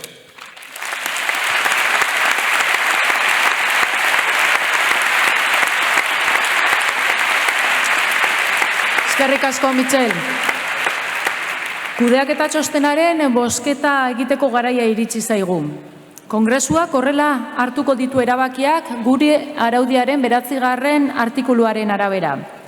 Aho batez, nabarmen baldin bada erabateko gehiengoa, gutxi goraberako sistemaren bidez, jarreretako baten aldeko gehiengo nahiko argia atzematen baldin bada, eta bozketa arruntaren bidez, botoak banan-banan zenbatuz. Gehiango kualifikatua behar den guztietan, ezinbestekoa izango da, boto zenbaketa hori. Eta hau azalduta, eskuak jasoz bozkatuko dugu kudeaketa txostena. Beraz, txartela prest guztiok. Zenbatzaileak ere prest, kudeaketa txostenaren aldeko botoak,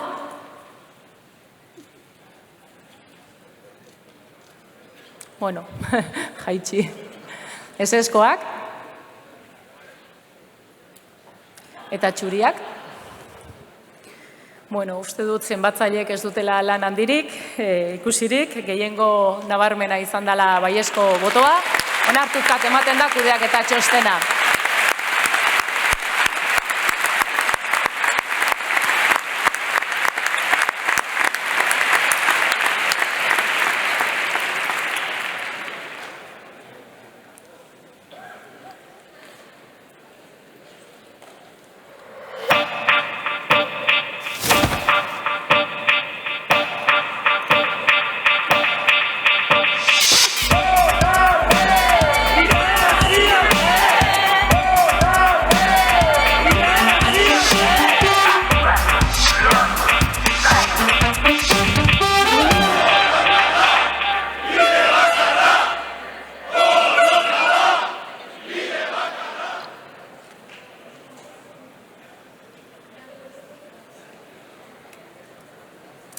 Jarrai dezagun.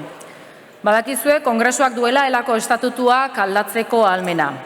Oraingoan badugu biltzar honi egiteko proposamen bat. Azalpena gizalango antolakuntza arduradun Iratxe Mierrek egingo du. Ta jarraian adi bozketa egin beharko dugu eta. Kontuan izan bi aldaketa proposamen ditugula eta bakoitzak bere bozketa propioa izangoa duela. Onartuak izateko gainera ematen diren botoen bi herenak behar dira gutxienez. Iratxe nahi duzunean. Mila esker, Amagoia, eta eguerdion guztioi. Badakit guztiok nekatuta gaudela, baina azken esfortzu eskatuko dizuet. Gaurko azken 30 minutu horiek garrantzitsuak eta emozionanteak izango baitira. Beraz, adiegon, eta kongresistak mesedez bozketarako txartelak eskuetan izan. Eta bolondrezek, mesedez, a vuestros puestos, botoak kontatzeko. Elak 110 urte baino gehiagoko historia du, eta imagina dezakezuenez, denbora honetan egokitu egin behar izan du bere erakundea. Eta gure herrialdeko langile klaserako sindikatu erabilgarria izateko beti izan duen helburuaz.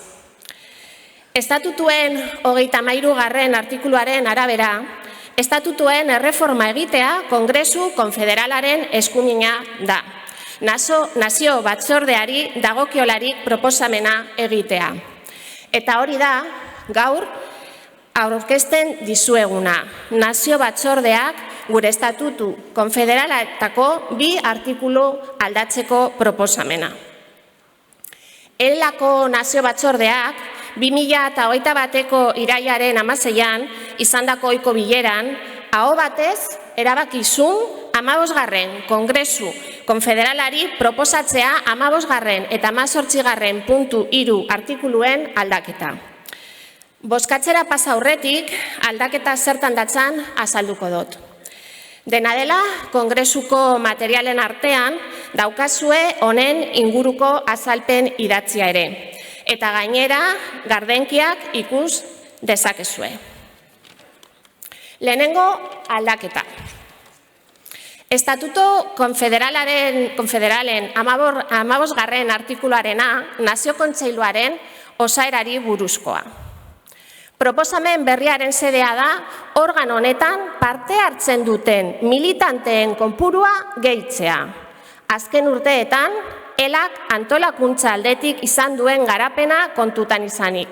Nazio batzordeak deritzo Nazio Kontseiluko partaide kopurua handitu egin behar dela, Kongresu arteko sindikatuaren errealitateari hobeto egokitzeko.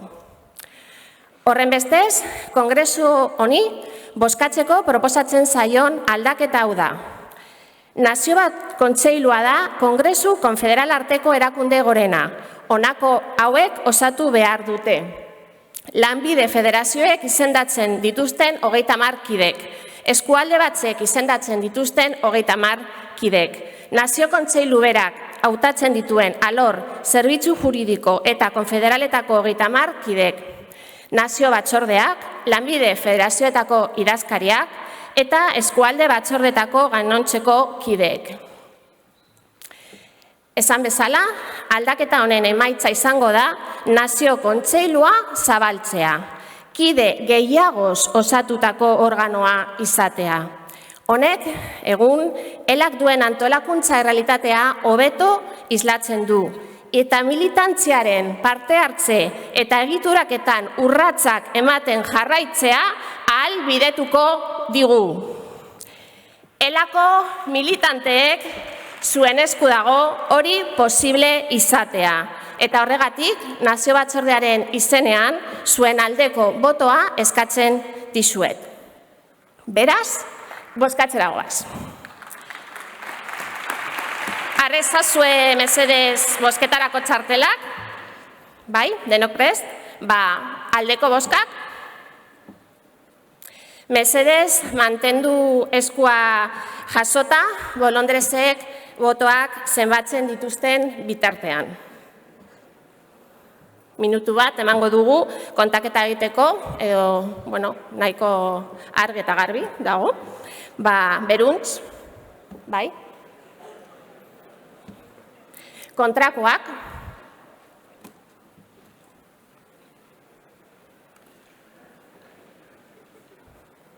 Txuriak.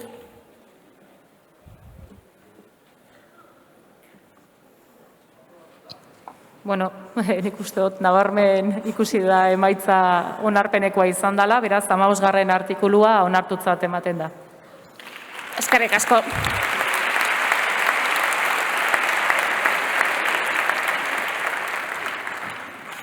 Bigarren aldaketarekin jarraituko dugu. Estatutu konfederalen 18.3 artikularena Nazio Batzordearen osaerari buruzkoa. Artikulu honek dio federazio bakoitzak Nazio Batzordean 3 ordezkari izango dituela. Kopuru hau ezarri zen ELAK 4 federazio zituenean, baina sindikatua errealitatea dinamikoa da. Eta horregatik, erakundeari buruzko erabakiak hartzen doa etengabe. Gaur egun, 3 federazio direlarik. Proposatzen da, artikulu horretan esatea bakoitzari Nazio Batzordean 4 ordezkari dagozkiola, guztion artean 12 izan ditzaten. Horrela, 18.2 artikuluarekin bat etorriko delarik. Horrenbestez, Kongresu honi bozkatzeko proposatzen zaion aldaketa hau da. Federazio bakoitzak Nazio Batzordean 4 ordezkari izateko eskubidea du. Beraz, bozkatzera goaz, aldeko bozkak.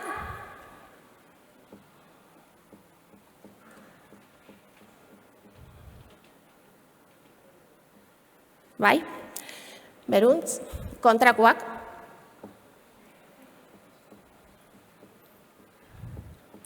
Txuriak. Oraingoan ere bierena kaixe gainditu ditugu, beraz 18.3 artikulua ere onartutzat ematen da.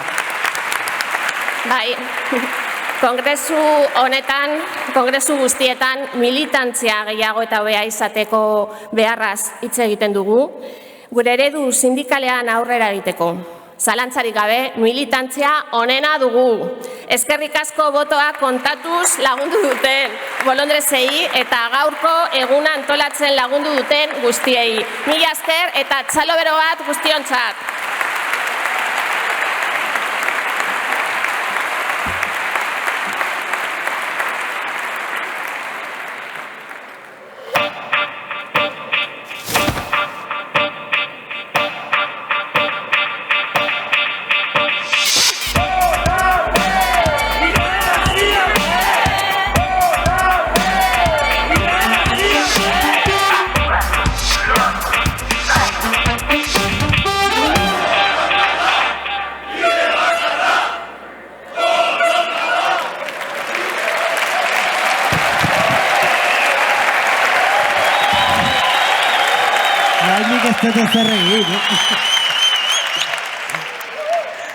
Hori geroko.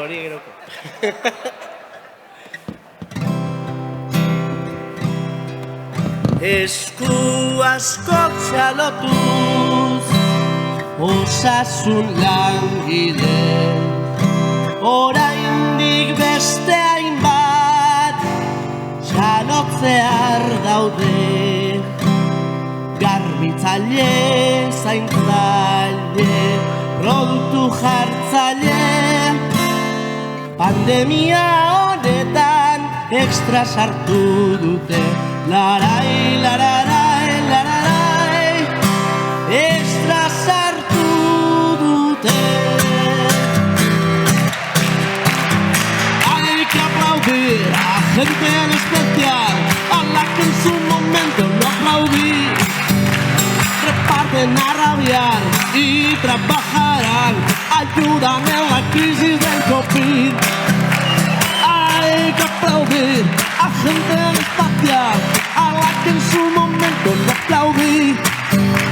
Reparten a rabiar y trabajarán, ayudan en la crisis del COVID.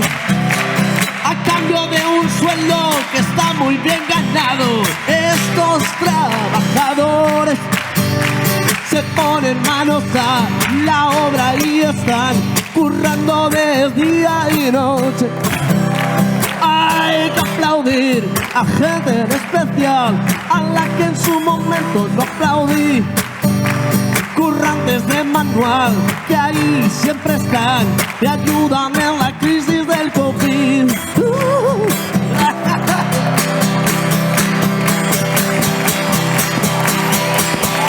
La la la la la la la la la la la la la.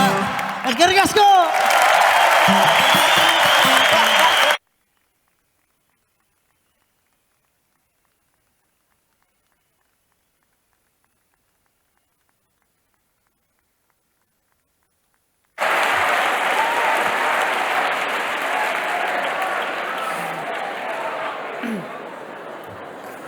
Bueno, oiokiegi kondo azaldu eta kantatu digun bezala, badira beti hitzarlean eta eskutuan geratzen diren lanbide batzuk.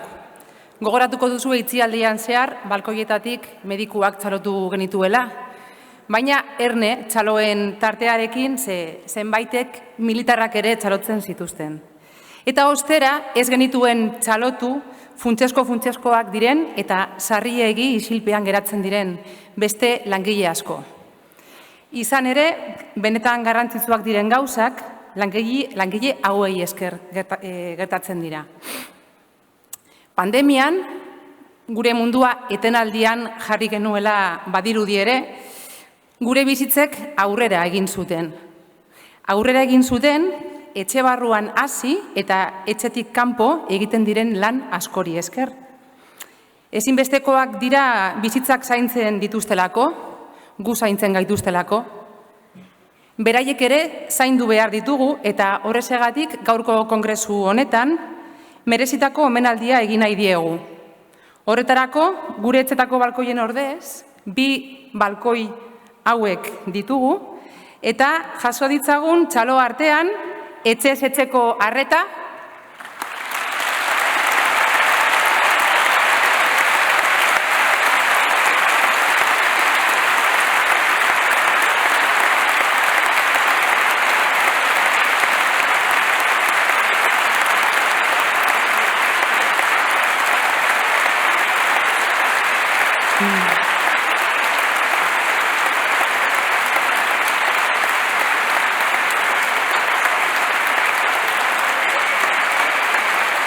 segidan Osakidetzakoak,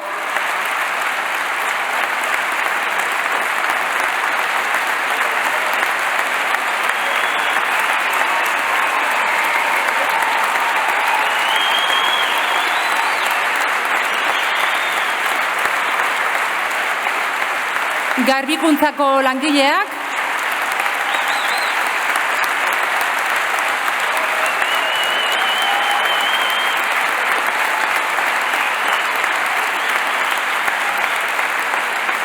eta hipermerkatu eta supermerkatuetako langileak.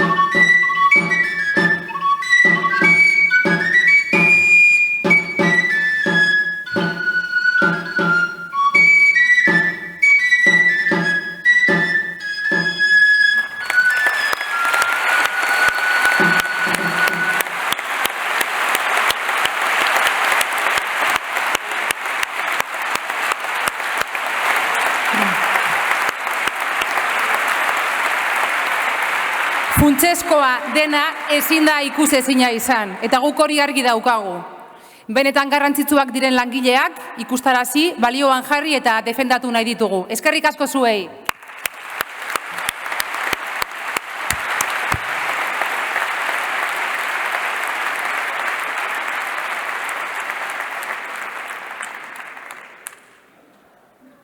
Bueno, honen bestean amaitzen dugu lehenengo goiza.